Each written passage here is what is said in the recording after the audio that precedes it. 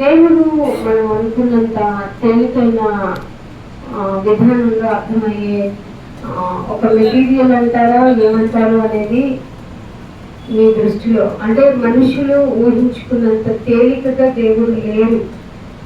ఇది మనందరం గ్రహించుకోవాలి. ఎంతో జాగ్రత్తగా మనం గమనించుకుంటే తప్ప, ఎంతో జాగ్రత్తగా వింటే తప్ప, ఆలోచించుకుంటే తప్ప, ఆలోచించిన విధానంలో నడుచుకుంటే తప్ప, అనుసరిస్తున్నప్పుడు ఆయన ఎంత గొప్పవాడో నీకు మాత్రమే విదితమయ్యేంత అనుభవం, ఆ అనుభవమైనటువంటి మాటల్ని మనం తెలుసుకోవడానికి ఉన్నాం.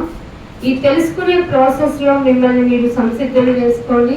లోకపరమైనటువంటి విషయాల మీద కాకుండా దేవుడు ఏం చెప్తాడు, ఏం మాట్లాడతారు, నాతో ఏం మాట్లాడాలని ఆశపడుతున్నారు, అందుకు నేను సంసిద్ధం అవ్వాలి అంటూ ఆత్మని తద్వారా శరీరాన్ని మనం సిద్ధం చేసుకుని ఆయన మాటలకు వెళ్దాము. యోబు గ్రంథము 31వ అధ్యాయము, యోబు గ్రంథము 31వ అధ్యాయము అందరూ తీయండి. దానిలో యోబు గ్రంథం 31వ అధ్యాయంలో 23వ వచనం చూడండి.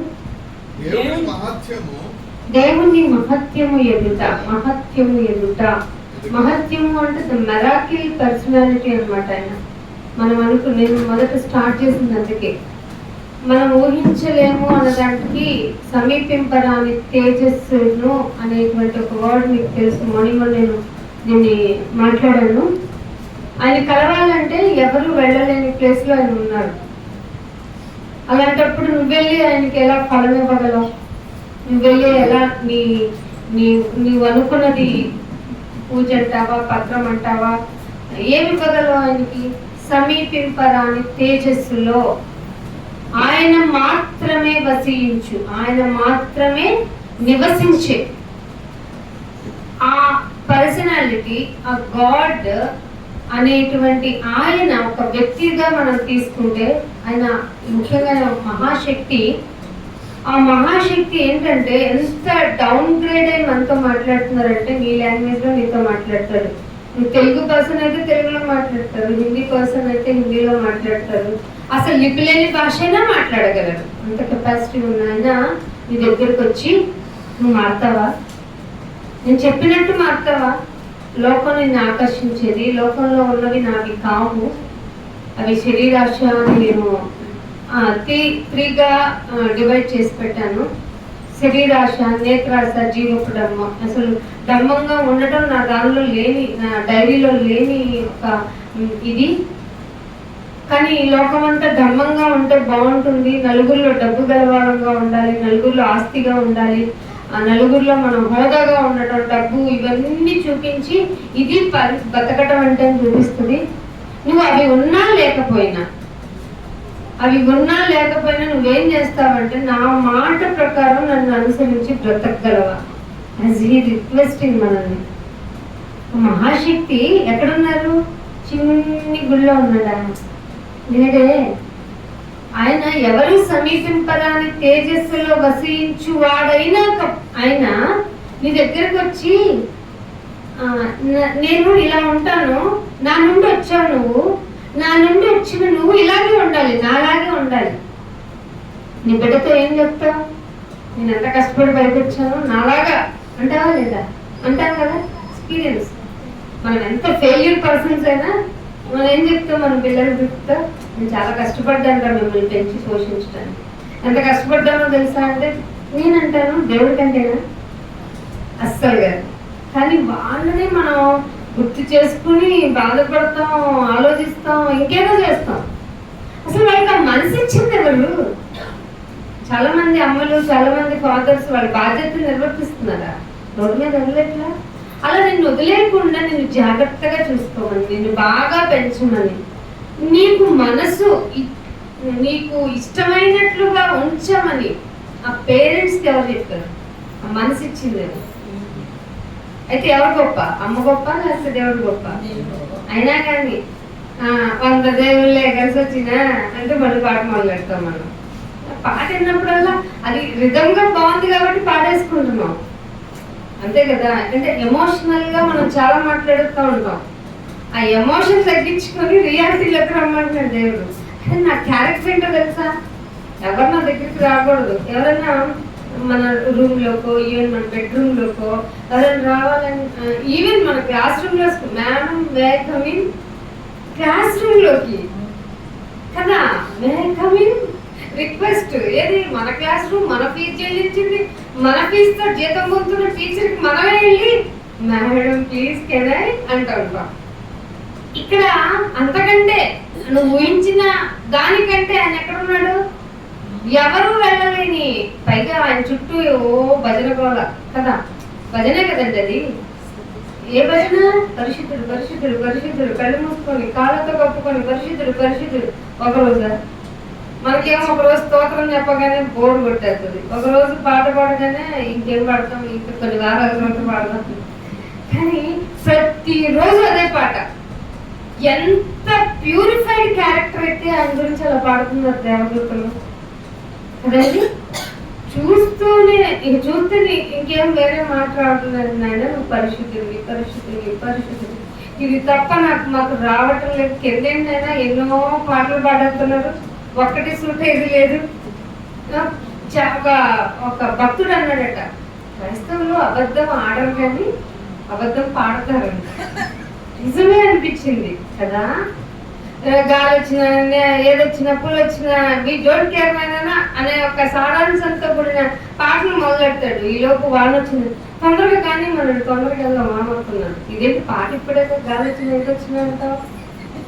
అంటే పాటకి మీ లైఫ్కి సంబంధం లేదు, కానీ మనకి మనము అసలు ఎంట్రన్స్ అంత అక్కడ పరలోకంలో అంత స్తోత్రగానాలు చేస్తున్న దేవదూతలకి ఎంట్రీ లేదు.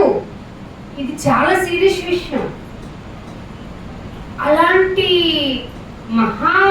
మహాశక్తిమంతుడైన దేవుడు, నాయన నువ్వు నాకు కావాలి, నేను నిన్ను కన్నాను, నా కట్టడలు నా విధుల ప్రకారం నువ్వు నడుచుకుంటే తిరిగి వచ్చేసే. అట్లా నడుచుకొని తిరిగి వస్తే అంతే, సింపుల్. నర్లారా పిలుపు వచ్చిందా లేదా? మనకి ఆల్రెడీ పిలుపులో ఉన్నాం. మనమే మాకు గదిలే అంటారు ఎవరో చచ్చిపోతే. ఆల్రెడీ నువ్వు పిలుపులో ఉన్నావు, నేను పిలుపులో ఉన్నావు. పాపం పోయాడు అంటారు దండేసి వచ్చి. అరే 1 డేనో 1 ఇయర్ ఆఫ్టర్ ఫ్యూ ఇయర్స్కో నీకు దండపడాల్సిందే, నాకు బ్యానర్ కట్టాల్సిందే. ఏదో మన శ్రేయోభిలాషులు ఉంటే. లేకపోతే కరోనా టైంలో ఎవరికి ఏ బ్యానర్ కట్టామండి? సామూహికంగా అందరినీ పడేసుకున్నాం. వెళ్ళటానికి రిలేషన్ అయినా కానీ, బ్లడ్ రిలేషన్ అయినా ఏం చేసాం? మా కొద్దులేండి మీకు కప్పేయండి. కోట్ల ఆస్తి కలిగిన అధిపతులే కప్పెట్టేది అన్నారు. ఎవరిని నమ్మకండి. డబ్బున్న వాళ్ళు బాగా చూసుకుంటారు, డబ్బు లేని వాళ్ళు ఏం లేవు అసలు. ఇప్పుడు మరీ ప్లాస్టిక్లు అయిపోయినాయి రిలేషన్స్. ఫ్లవర్లు ఎలా అయితే ప్లాస్టిక్లు అయిపోయినాయో, ఏ విధంగా అయితే మనుషులు ప్లాస్టిక్ మీద ఎక్కువ డిపెండ్స్ అవుతున్నారు, ఆ ప్లాస్టిక్ ఎక్కడికి వెళ్ళిందో తెలుసా? మనిషి గర్భాశయంలో కూడా కనపడుతుందంట. పార్టికల్స్, నానో పార్టికల్స్ గా. మొన్నటిదాకా ఏమనుకున్నాం, ఏమో ఈ ప్లాస్టిక్ వెరీ డేంజర్, దీనిలో వాటర్ కాకూడదు అనుకున్నాం. ఇప్పుడు రీసెర్చ్ లో ఏం తెలుస్తుంది? గాజువే వెరీ డేంజర్ అంట. కాబట్టి ప్లాస్టిక్ వచ్చేద్దాం, మళ్ళీ అన్ని మార్చేస్తున్నాం. ఇలా కాదు గ్లాస్ అంటున్నాం, ఇలా కాదు రాగ్ అంటున్నాం. అబ్బా ఎక్కడికి వెళ్ళి మరణం తప్పట్లేదు తెలుసా మనిషికి? మరణం తప్పట్లేదు. దీనిలో తిన్నాం, దానిలో తాగుదాం, అది తిన్నాం, ఇంత లేచిన దగ్గర నుంచి మనిషి అండి జిమ్కి వెళ్ళి బతికేద్దాం, వ్యాయామం చేసి బతికేద్దాం, ఇలా బతికేద్దాం, అలా బతికేద్దాం అనుకుంటున్నాడు, కానీ రావాల్సిన వేలకు మాత్రం రావట్లా. ఇది ప్రాబ్లం. ఏమంటున్నాడు ఇక్కడ మాట చదవండి, 31:25లో 23లో దేవుని మహత్యము ఎదుట నేను నిలవజాలననియు ఆయన నన్ను చంపెత్తడు. నిర్మూలం అంటే మళ్ళీ నో గ్రోత్, నో రీబర్త్.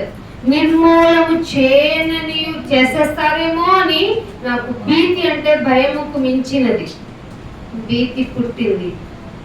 ఈ భీతి నీలో లేకపోతే దేవుడు అర్థం కాడండి. ఆయన నిర్మూలన చేసే ఆయన క్యారెక్టర్ అదే, ఒరిజినల్ గా ఆయన క్యారెక్టర్ అదే. ఎందుకంటే పరిశుద్ధత లేకపోతే ఆయన సహించలేడు.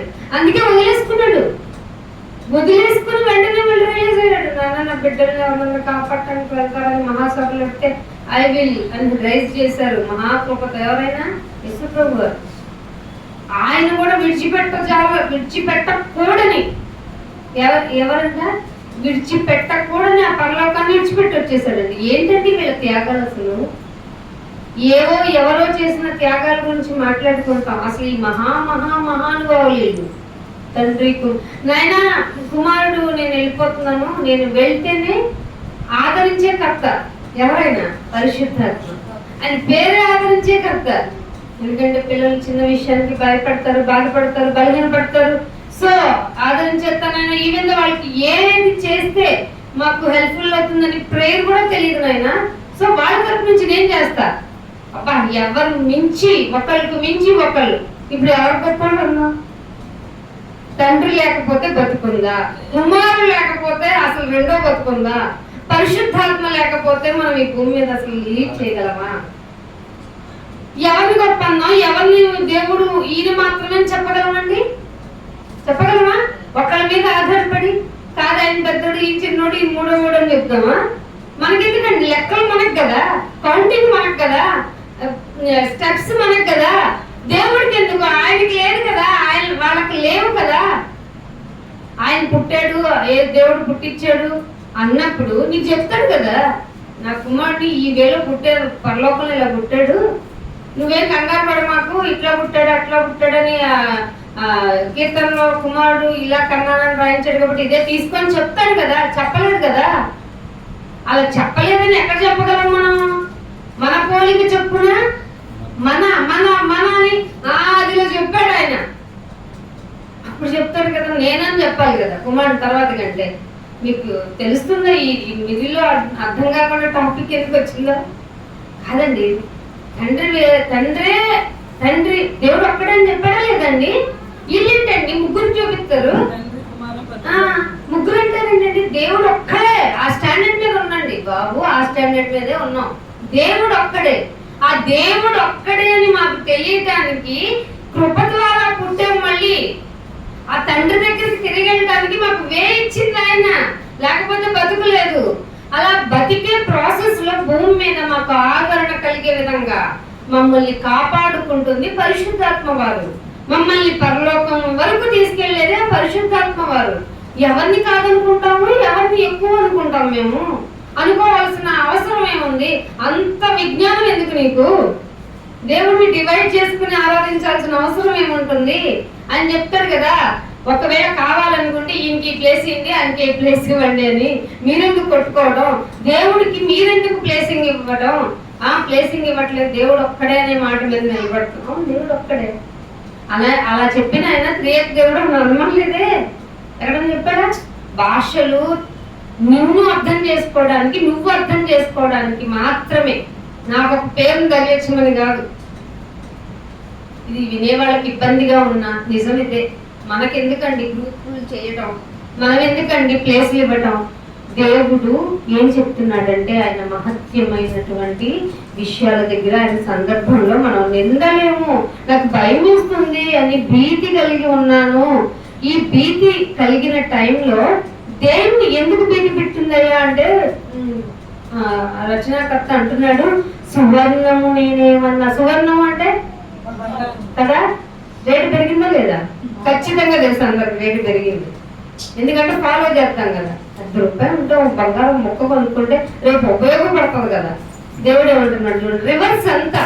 బైబిల్ దగ్గరకు వస్తే జీవితం అంతా రివర్స్ అయిపోద్ది. అందుకే అపోస్తుల్ని చూడగానే అన్నారంట, భూలోకము తలక్రిందులో చేయవారు ఇక్కడికి వస్తారు. మీరు ఎక్కడ అదనుకుంటారో దాన్ని రివర్స్ చేయడానికి ఖచ్చితంగా అపోస్తుల ఫాలోవర్స్ వస్తారు. అందుకే అంటున్నాడు, సువర్ణము నాకు ఆధారం చేసుకునే ఎడలా, అమ్మా నువ్వే నాకు దిక్కు అని అనుకున్న ఎడలా ఏమిటట? ఇది చెప్పగలరా మీరు? బంగారం కొనుక్కుంటున్న వాళ్ళు ఇదే సువార్త. మరి చెప్పగలమా? మా రేటు పెరిగితే ఏంటి, పోతే ఏంటి, ఏంటి ఇది కాదు అసలు. దేవుడు ఏం చెప్పాడు చూపించిన యోగ గ్రంథం అని. యోగ గ్రంథం అదే చెప్పాల్సింది. ఏం చెప్పారు? 31లో దేవుడు ఏం చెప్పాడో తెలుసా? సువర్ణము నాకు ఆధారం చేసుకునేటులా, నా ఆశ్రయం నీవే అని మేలిం బంగారంతో ఒరిజినల్ ఏంటంటే 24 క్యారెట్సే కదా మేలిం బంగారం అంటే, అది నువ్వు చెప్పిన ఎడలా భీతి పుట్టిద్దమ్మా. ఎందుకంటే దాన్ని ఆధారం చేసుకోకూడదు నువ్వు అని చెప్పాలి. సరే ఆయన ఆస్తి కూర్చుకొని పెట్టుకుంటానంటావా? కిందే చెప్పాడు మళ్ళీ అదే 20 ఏళ్ళు అంటున్నాడు, నా ఆస్తి గొప్పదిలే, నేను మిడిల్ ఆఫ్ ది సెంటర్ లోకి కొనుక్కున్నాను సైట్, దాని వాల్యూ ఎంత తెలుసా? నేను కొన్నప్పుడు వేలలో ఇప్పుడు క్రోర్స్ అని అనుకునే ఎడలా, నా ఆస్తి గొప్పది గాని నా చేతికి విస్తారంగా సొత్తు దొరికినది గాని నేను సంతోషించిన ఎడలా. ఏంటిది బైబిల్లో ఉందా? తీయమ్మని చూపించాలి. సువార్త ప్రకటించడం అంటే ఇది. పైగా అంటున్నాడు, ఇదే కాదండి మేజర్ థింగ్ వచ్చాం. సూర్యుని చూడగానే వాట్ ఏ వండర్ఫుల్ సన్ అనుకుని, అతనే గాని మిక్కిలి చంద్రుడు మిక్కిలి కాంతి గలవాడని నడుచుకుంటూ వెళ్ళి నువ్వు చూసేసి నా హృదయంలో రహస్యంగా ఎవరికి చెప్పనే, ఎంత బాగున్నాడు ఆయన సూర్యుడు లేకపోతే బతుకుందా, సూర్యధనయ్యా అది గాని, అదే సూర్యుడిని చూసి గాని చంద్రుడిని చూసి గాని నా హృదయంలో రహస్యంగా ప్రేరేపించబడి, సువార్త ఎలా చెప్పాలో అర్థమవుతుందా? రహస్యంగా ప్రేరేపింపబడి వాటి వైపు తిరిగి నా నోటితో సూర్యుడు వెరీ వండర్ఫుల్ యు ఆర్ అని అన్నా గాని నేను దేవుని దృష్టికి ఏమైపోతాను? అది ఇప్పుడు ప్రపంచంలో ఎంతమంది ఉన్నారు వేషధారులు అయితే? అమ్మ బాబాయ్, నోటితో చెప్పొచ్చా? ఖచ్చితంగా చెప్పొచ్చు. సూర్యుని మొక్కకూడదు, చంద్రుని మొక్కకూడదు, బంగారంతో నువ్వే నాకు ఆశ్రయం చెప్పకూడదు, నీ ఆస్తి చూసి ఇదే నన్ను బాగా పెంచింది, నా చేతికి విస్తారమైన ధనం వచ్చిందని చెప్పుకోకూడదు. ఎందుకంటే నువ్వు వెళ్ళబోయేది 23వ వచనంలో దేవుడు మహత్యము గలవాడు, మహత్యము గలవాడు. ఆయన నిన్ను చూడగానే చంపేస్తాడు. ఎందుకంటే నువ్వు బంగారం ఆధారం చేసుకొని వచ్చావు కదా, ఆస్తి గొప్పది చేసుకొని వచ్చావు కదా, సూర్యుని చంద్రుని ప్రకృతిని మొత్తాన్ని కొలిచేసి వచ్చావు కదా, చూడగానే చంపేస్తాడంటే నిన్ను. ఇంత డైరెక్ట్ గా చెప్పమన్నాడు వాక్యం దేవుడు. మనమేమో కర్ర, ఎరగనేమో పావును చంపం. సువార్త గట్టిగానే చెప్పం, సంఖ్యను పూర్తి చెయ్యం. ఎట్ట అవుతుందండి రాకడా? కాసేపు ఇక్కడ ఉంటాం, కాసేపు దసరా సేవలు ఊరు వెళ్ళిపోతాం. దసరా సెలవులు వస్తే ఇంకా 2 పాఠాలు ఎక్కువ చెప్పండి అన్నాయి. విశ్వాసం కనపడట్లేదు. ఓయ్ ఎలా మారుతామండి మనం? ఎలా మారుతాం? మేమేమో ఎవరన్నా చెప్తే వింటారా, ఎవరన్నా ఉన్నారని ఎత్తుక్కోవాలి వస్తారు. మార్చుకునేవాడు లేదు. మహత్యుడైన చూస్తేనే చంపేస్తాడు. యోగు గారు ఏమన్నా నాకు భీతి పుడుతుంది నాయన, నేను ఇలా బ్రతికి ఉంటే ఖచ్చితంగా నాకు భీతి పుడుతుంది. అందుకే అంటున్నాడు, ఒక మాట చూపిస్తాను. కీర్తన గ్రంథము 139వ కీర్తన, 139వ కీర్తన 24వ వచనం. ఎవరికి? మీ ఇంట్లో హస్బెండ్ ఏమండి, మీకు ఇష్టమైనట్టు నడుచుకుంటానండి, పెళ్ళని కొట్టు అంటారు కదా, తర్వాత ఏమంటది? రివర్స్ అయిపోతుంది. ఏమంటది? నేను చెప్పింది నువ్వు అంటదా? అన్నా ఇదేంటమ్మా ఎలా అన్నావు? అందుకే పెళ్ళిళ్ళు ఎక్కడికి వెళ్తున్నాయి? 3 రోజులు అంటే రోజుకి వెళ్ళిపోతున్నాయి. పద్దాక నూడిల్స్ వండుతుందంట, రెడీ 2 నిమిషాల్లో పూర్తవుతుంది. అందుకు విడాకులు అడిగాడు ఆయన.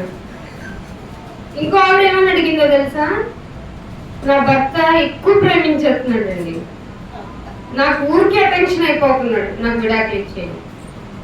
ఎందుకమ్మా? ప్రేమిస్తే మంచిదేగా అంటే, నన్ను ఎంత ప్రేమిస్తున్నాడు కానీ వాళ్ళ అమ్మ ఫోన్ చేస్తుంటే లిఫ్ట్ చేయట్లా, ఇదేదో నాకు తేడాగా ఉంది, నాకు ఇచ్చేయండి. భర్త భార్య ఇదే కాదు, ఏ రిలేషన్ అయినా ఆయాసకరమైంది ఏదన్నా ఉందేమో చూసుకోండి, సహిస్తారు, భరిస్తారు, అంటే రప్చర్ అయిపోతారు. ఖచ్చితంగా ఒకరికి ఒకరు లోబడండి. ఇది సింపుల్. అక్కడ దేవుడు ఏదో చెప్పాడు, బాబు అక్కడ దాకా కోట్ల దాకా వెళ్ళకండి, నీ ఆస్తి కరిగిపోద్ది, నీ ఆస్తి కరిగిపోద్ది, ఒకరికొకరు లోబడిపోండి, సమాధానం పడిపోండి, మధ్యలో ఉండగానే అన్నాడు లేదా? కానీ దేవుడు ఏమంటున్నాడు, భక్తుడు ఏమంటున్నాడు తెలుసా? నీకు ఆయాసకరమైంది అదే ఏమన్నా నాలో ఉందేమో చూడగానే నేను చూడగానే బాబోయ్ అనే నీరసం వచ్చే విధంగా దేవుని పెట్టకండి మీ భక్తి విధానం. ఇదే అంటున్నాడు, నీకు ఆయాసకరమైన మార్గము నా యందు ఉందేమో చూడు నాయనా, నిత్య మార్గములోకి. ఏ మార్గం అది? చాలా మార్గాలు ఇప్పుడు మూసిపోయింది కదా. ఒకప్పుడు మేము ఇప్పుడు ఈ ఊరు వచ్చేటప్పుడు ఒక మంచి ప్రజెంట్ గా ఉండే ఆ వేలో వచ్చాం. ఇప్పుడు ఏమైంది, పెద్ద హైవే వచ్చేసింది. ఆ మార్గం మూసిపోయిందా లేదా? అలా చాలా పరమైన మార్గాలు ఒక రోజు పూర్తిగా ఈ లోకం నుంచి వెళ్ళే మార్గం కూడా పోతుంది. అవునా కదా? ఈ మార్గంలో ఉండం మనం, ఇటు నుంచే వస్తాం, రేపు లేచేటప్పటికి మన వాళ్ళం ఇంట్లోనే ఉంటాం. లే నీ మార్గంలో కొన్ని రోడ్డు అలా రోడ్డు దాకా వెళ్ళి వస్తానన్నావు, లే అంటే లేస్తాడా? కానీ దేవుడిని మనం ఒకటి అడగాలి, నిత్య మార్గంలోనికి. ఏంట మార్గం? నిత్యం ఉండే మార్గం ఏంటి? పరలోకం. ఖచ్చితంగా పరలోకమే. ఎందుకంటే పరలోకంలోనే ఆయన ఉన్నారు కదా. నిత్యము ఉండే మార్గంలోకి నన్ను నడిపించు. 23లో అంటాడు, దేవా నన్ను పరిశోధించి కెపాసిటీ డేరింగ్ ఉందా నా హృదయము. ప్రార్థన చేశారు ఎప్పుడన్నా? నన్ను పరిశోధించి నా హృదయం తెలుసుకున్నాయినా, నన్ను ఇది ఇంకా డేంజర్, నా ఆలోచనలు. ఏం ఆలోచిస్తున్నావు? ఇది తెలుసుకో, నేను ఆలోచించేది తెలుసుకున్నాయినా అని ప్రార్థన చేశారు ఎప్పుడన్నా? ఇక్కడే తప్పిపోతున్నారు. నాయన ఏం ఆలోచిస్తున్నాను ఏమిటో, ముందు మాత్రం దేవా నీదే ఆధారం కొడుతున్నాను, మనసులోనేమో నా ఆలోచనలో నాకు ఏంటి ఏదో పరిస్థితి రేపు అని అనుకుంటున్నాను. ఈ డ్యూయల్ వే ఉంది చూసావు, నీకు ఆయాస్కరమైంది. నాకు అర్థమైంది నాయన. అందుకే నా ఆలోచనలు కూడా నువ్వు పరీక్షించు. ప్రార్థన ఎలా చెయ్యాలో, ఏ విధంగా చేస్తే దేవుడు ఇష్టపడతాడో స్వయంగా ఆయనే రాయించుకున్నాడు. భక్తుని ప్రేరేపించి నీకు ఏమి ఆయాసకరమైందో ముందు నన్ను పరీక్షించే, నా హృదయం పరీక్షించు, నా ఆలోచనలు కూడా పరీక్షించు. అసలు నన్ను పరీక్ష పెట్టే, నేను ఇదిగో ఇది గుప్పలు పురుగులు వచ్చేయాలి, కాన్సన్ట్రేషన్ గా నీ మాట వినాలి. ఒక్కళ్ళను పిలుచుకుంటాం ఏం చేస్తుంది, చుట్టూ ఉంటాయి, వాటికి ఏం తెలుసు, నోరా ముక్క ఏదో అక్కడక్కడ తిరుగుతుంది, ఏం దొరకవని వాటికి తెలుసు. కానీ ఇప్పుడు ఉన్నాయంటే కారణం ఏంటి? నిన్ను డిస్టర్బ్ చేయాలి. అవుతున్నావా? ఖచ్చితంగా అవుతాం, ఖచ్చితంగా అవుతాం. అన్ని బాగుంటాయి ఉందండి, అంత లైటింగ్ ఉండి, మంచి ఏసీ రూమ్లు ఉండి, నీకు బాగా కూర్చోబెట్టి చెప్తే బుర్రకెళ్ళదు. ఇలాంటి ప్లేసుల్లో కూర్చోబెట్టాలి. ఏది వేళ కొబ్బరిగా కూడుకుంటున్నారే, రండి ఒకసారి 10 మందిగా రండి, 1 గంట ఏనండి, అమ్మ ఏంటి ఎలా ఉంది అని వెళ్ళిపోతారు. అని ఇదే మంచిది. నీ ఆత్మ పరిశీలన జరుగుతుంది, నీ ఆలోచనలు తగ్గొట్టేస్తుంది, ఏం ఆలోచిస్తున్నావో చెప్పేస్తుంది. ఇది ఆలోచించకూడదు అని నీకు అర్థమవుతుంది. ఏమి ఆలోచించాలో నీ హృదయానికి విదితం అవుతుంది. అందుకే భక్తుడు ధైర్యంగా నా హృదయాన్ని పరిశీలించు, నా ఆలోచనలు కూడా పరీక్షించు, నీకు ఆయాసకరమైనది ఏమన్నా ఉంటే తీసేయి. ఇలా ప్రార్థన చేశారు ఎప్పుడన్నా? ఎప్పుడు చెయ్యం. అందుకే మన విషయాలు ఎప్పుడు బాధగానే ఉంటాయి, మనకి ఎప్పుడు రోగం అంటుకునే ఉంటుంది, మన ఇంట్లో ఎప్పుడు లేమి ఉంటూనే. నిజమండి, కానీ లేమిలో ఆయన నీకు గొప్ప వసతిగా ఉంచాలి అంటే ఇలాంటి వాక్యాన్ని మనసులో ఉంచుకోవాలి. ఈ వాక్యం విందామని వచ్చి కనీసం వినకుండా, వాక్యం కోసం వచ్చామనుకుని ఏం పాటించకుండా ఏదో నీ ఇష్టంగా ఒక బాడీ ప్రజెంటేషన్ ఇస్తే ఎవరికి లాభం? దేవునికి ఉపయోగం లేదు, మరింత ఉగ్రతను చేకూర్చుకుంటున్నట్లు. అందుకని ఇంకో మాట చూపిస్తాను. యోగా రాసిన పత్రిక నిన్నేం కోరుకోమంటున్నాడు, అసలు ఎలా ఉంటున్నాడు? యోగా పత్రిక ఎన్ని ఉంటాయండి? అవునా, 2వ వచనం చూడండి. అయితే 2వ వచనం, మీకు కనికరము సమాధానము ఏం విస్తరించాలి? అదేండి నా ఆస్తి కదా, నా భోజనం చుట్టూ 1 4 పిల్లలు కదా, ఇదేంటి ఇక్కడ ఫైనల్ స్పిరిచువల్ లైఫ్ లో ఏముండాలో దేవుడు చెప్తున్నాడు. కనికరం ఉండాలి. ఫస్ట్ 39 మంది చనిపోయారు. కారణం ఎవరో తెలుసా? నువ్వు నేనే. మన సువార్త అక్కడ దాకా వెళ్ళలేదు. నిజం. మళ్ళాంటి వాళ్ళు ఎవరో అక్కడ చెప్పలేదు. అమ్మా వాళ్ళంతా వేసేది వేషాలే. ఆ వేషాలు వేసేవాళ్ళు మళ్ళీ అక్కడ జాగన్నట్టు పొలిటికల్ గా వస్తున్నారు. వాళ్ళు ఎవరిని పట్టించుకోరు. మీరెందుకు గుంపులుగా వెళ్తున్నారు, సత్యం ఏంటో తెలుసుకోండి అని చెప్పేవాళ్ళు లేరు. అంటే మనం నిజంగా సరిగ్గా డ్యూటీస్ చేయటం లేదు. డ్యూటీ చేయని వాడికి జీతం అవుతుందా? వాళ్ళ గురించి వాళ్ళెంత వర్క్ అయ్యారో నీ గురించి, నా గురించి, నాలాంటి వాళ్ళు నీలాంటి వాళ్ళ గురించి ఆయన అంతే డిసప్పాయింటెడ్ గా ఉన్నారు. ఇలాంటి వాళ్ళు అక్కడ ఉండాలి కదా. అంటే లోకంలో పాపం విస్తరిస్తుందంటే కారణం ఏంటి? నీతి మంత్రులు సరిగ్గా డ్యూటీ చేయట్లేదు. ఇది నిజం. కనికరం ఉండాలి. ఏ వ్యక్తి నశించకపోకూడదు. ఎవరు నశించడం నాకు ఇష్టం లేదు. అందుకే నా రాకడని నేను ఆపుకొని దీర్ఘశాంతం చూపుతున్నాను అన్నాడే ఆ దేవుడు. ఎందుకంట? నీలాంటి వాళ్ళు నాలాంటి వాళ్ళు వెళ్ళి పనిచేస్తామని. అందుకే కనికరం మెయిన్ ఇంపార్టెంట్. ఒక క్రీస్తుని, ఒక నిజ దేవుడిని, ఒరిజినల్ గాడ్ని నమ్ముకున్నాం మనందరికీ కావాల్సింది కనికరం. తర్వాత వెంటనే ఏమడిగాడు? కనికరము, సమాధానం. దేనికి పడితే దానికి డివియేట్ అయిపోకూడదు. ఐక్యత వెరీ ఇంపార్టెంట్. సహించుకోవడం వెరీ ఇంపార్టెంట్. సమాధానము, ప్రేమ. ఏముండాలంటే ఫస్ట్ కనికరం ఉండాలి, తర్వాత సమాధానం ఉండాలి, 3 ప్రేమ. ప్రేమ ఉంటేనే ఒక ఆత్మను రక్షించాలని ఆలోచన వస్తుంది.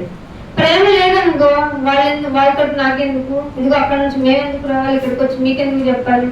ప్రేమ ఉంది కాబట్టే వాక్యంలో మిమ్మల్ని అందరినీ పోషించాలి అనే విజ్ఞత వస్తుంది.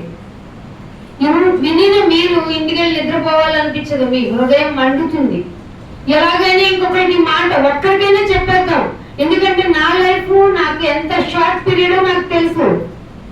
ఎంత తొందరగా నేను పోతానో నాకు తెలుసు. అసలు రేపేమి అవుతుందో నాకు తెలియదు. అలాంటప్పుడు వెంటనే నాకు తెలిసిన నిజాన్ని, ఏ మూసలో అయితే లోకం వెళ్ళిపోతుందో ఆ మార్గం తప్పు, నిత్య మార్గం ఒకటి ఉంది అని చెప్పేటువంటి ప్రేమ నీలో విస్తరించాలి. దానికి ముందు కనికరం ఉండాలి వ్యక్తి పట్ల. ఆ వ్యక్తి ఇదే అధ్యాయంలో 23వ వచనంలో కూడా మాట చెప్తాడు చూడండి. 23వ వచనంలో అగ్నిలో నుండి లాగాలి. ఆ లాగే విధానంలో వాళ్ళని చూసి అగ్నిలో నుండి లాగి కొందరినైనా ప్రొటెక్ట్ చేసేయండి. ఎవరు చెప్పడిది? బయట రోడ్డు మీద వెళ్ళే వాళ్ళగా నీకు నాకే. ఇనేసి వెళ్ళిపోవటం కాదు, మర్చిపోవటం కాదు, నిద్రపోవటం కాదు. సుఖాశక్తులు అయిపోయారంట చాలా మంది విశ్వాసులు, భక్తులు, బోధకులు కూడా. అందుకే ఏమంటున్నాడు? అగ్నిలో నుండి లాగినట్లు కొందరిని రక్షించండి. శరీర సంబంధమైన వారి అపవిత్ర ప్రవర్తనని ఆచరించుకోండి. వారి ప్రవర్తనని ఆచరించుకోండి, కానీ మనిషిని కాదు. అప్పుడే నీకు కనికరం కలుగుతుంది. ఏమంటున్నాడు? ప్రవర్తనకు ఏమాత్రం నొచ్చుకోవద్దు. చిచి వాళ్ళు వ్యభిచారు, చిచి వాళ్ళు దొంగలు, చిచి వాళ్ళు విగ్రహారాధికులు అని అనకండి. వాళ్ళ ప్రవర్తన మాత్రం మీరు వాళ్ళ ప్రవర్తనని అసహించుకుంటున్నారనేది వాళ్ళకి తెలుస్తుందా? దేవునికి మొరగడతో ఈ వాళ్ళ యొక్క ప్రవర్తన ఇబ్బందికరమైంది అయితే ఏమాత్రం నాయన ప్లీజ్ టైం ఇవ్వు, ఈ లోపు నాకు తెలిసింది, నా ద్వారా నువ్వేం చెప్పిస్తావో, లేదంటే ఒక భక్తుల ద్వారా ఏం చెప్పిస్తావో వే ఇవ్వండి నాయన, మార్గం ఇవ్వండి నాయన, టైం ఇవ్వండి నాయన అని ఒక ఆత్మ కొరకు నువ్వు అడుగుతావు. ఎందుకంటే ఒక ఆత్మ పరలోకానికి వెళ్తే ఆనందం, మహానందం అంట పరలోకంలో. మరి నువ్వు నేను అసలు ఆయనకి ఇష్టమైంది చేస్తున్నావు, ఒక ఆత్మ కోసం ప్రయాసపడుతున్నావు అంటున్నాడు. ఏమాత్రము నొప్పుకొనక దాన్ని అసహించుకొనుచు భయముతో కొందరిని కరుణించండి. అందుకే ముందు కరుణను రాశాడు దేవుడు. ఇందాక మనం చదివిన 2వ వచనంలో కరుణ, తర్వాత సమాధానం, 3వది ప్రేమ. ఇవి విస్తరిస్తే దేవుడు నిన్ను కాపాడుతుంటాడు. లేకపోతే ముందు అందరికంటే ముందు తీసుకుపోయేది నిన్ను నన్నే. నీకు అంతా తెలుసు కదా. చెప్పండి నోరు మూసుకుని అది బాబు తండ్రి. మరి ఏంటంటే నాకు అక్కడ లేదు, అని అన్నాను. లేదా మార్గం ఏర్పరచుకోండి నేను కదా, అంత తెలుసు కదా నీకు, వాక్యం అంతా తెలుసు. తెలియకపోతే ప్రాబ్లం లేదండి, వాక్యం తెలిసిందా నీకు ఇంకా ఎక్కువ సమకూర్చుకుంటున్నాడు. ఎందుకంటే తెలిసిన తర్వాత చేయాలి కదా మనం. ఎంత వాక్యం తెలిస్తే అంతగా నువ్వు తీర్పులోకి వెళ్తావు తప్పు చేస్తే. అందుకే అన్నాడు, మేలైన దానిని చేయనిరిగి ఇది చేస్తే భక్తులు, ఇది చేస్తే ఆత్మ రక్షింపబడుతుందని తెలిసి సభ పెట్టకపోవటం, ఇది తెలిసి మంచి వాక్యం చెప్పబడుతుంది కాబట్టి కొందరినైనా అయ్యో వాళ్ళకి వాళ్ళు ఎంత కష్టం, వాళ్ళు లైట్ వేసుకోవాలని ఆలోచించుకోవాలి, ఫుడ్ అరేంజ్ చేసుకోవాలని ఆలోచించుకోవాలి,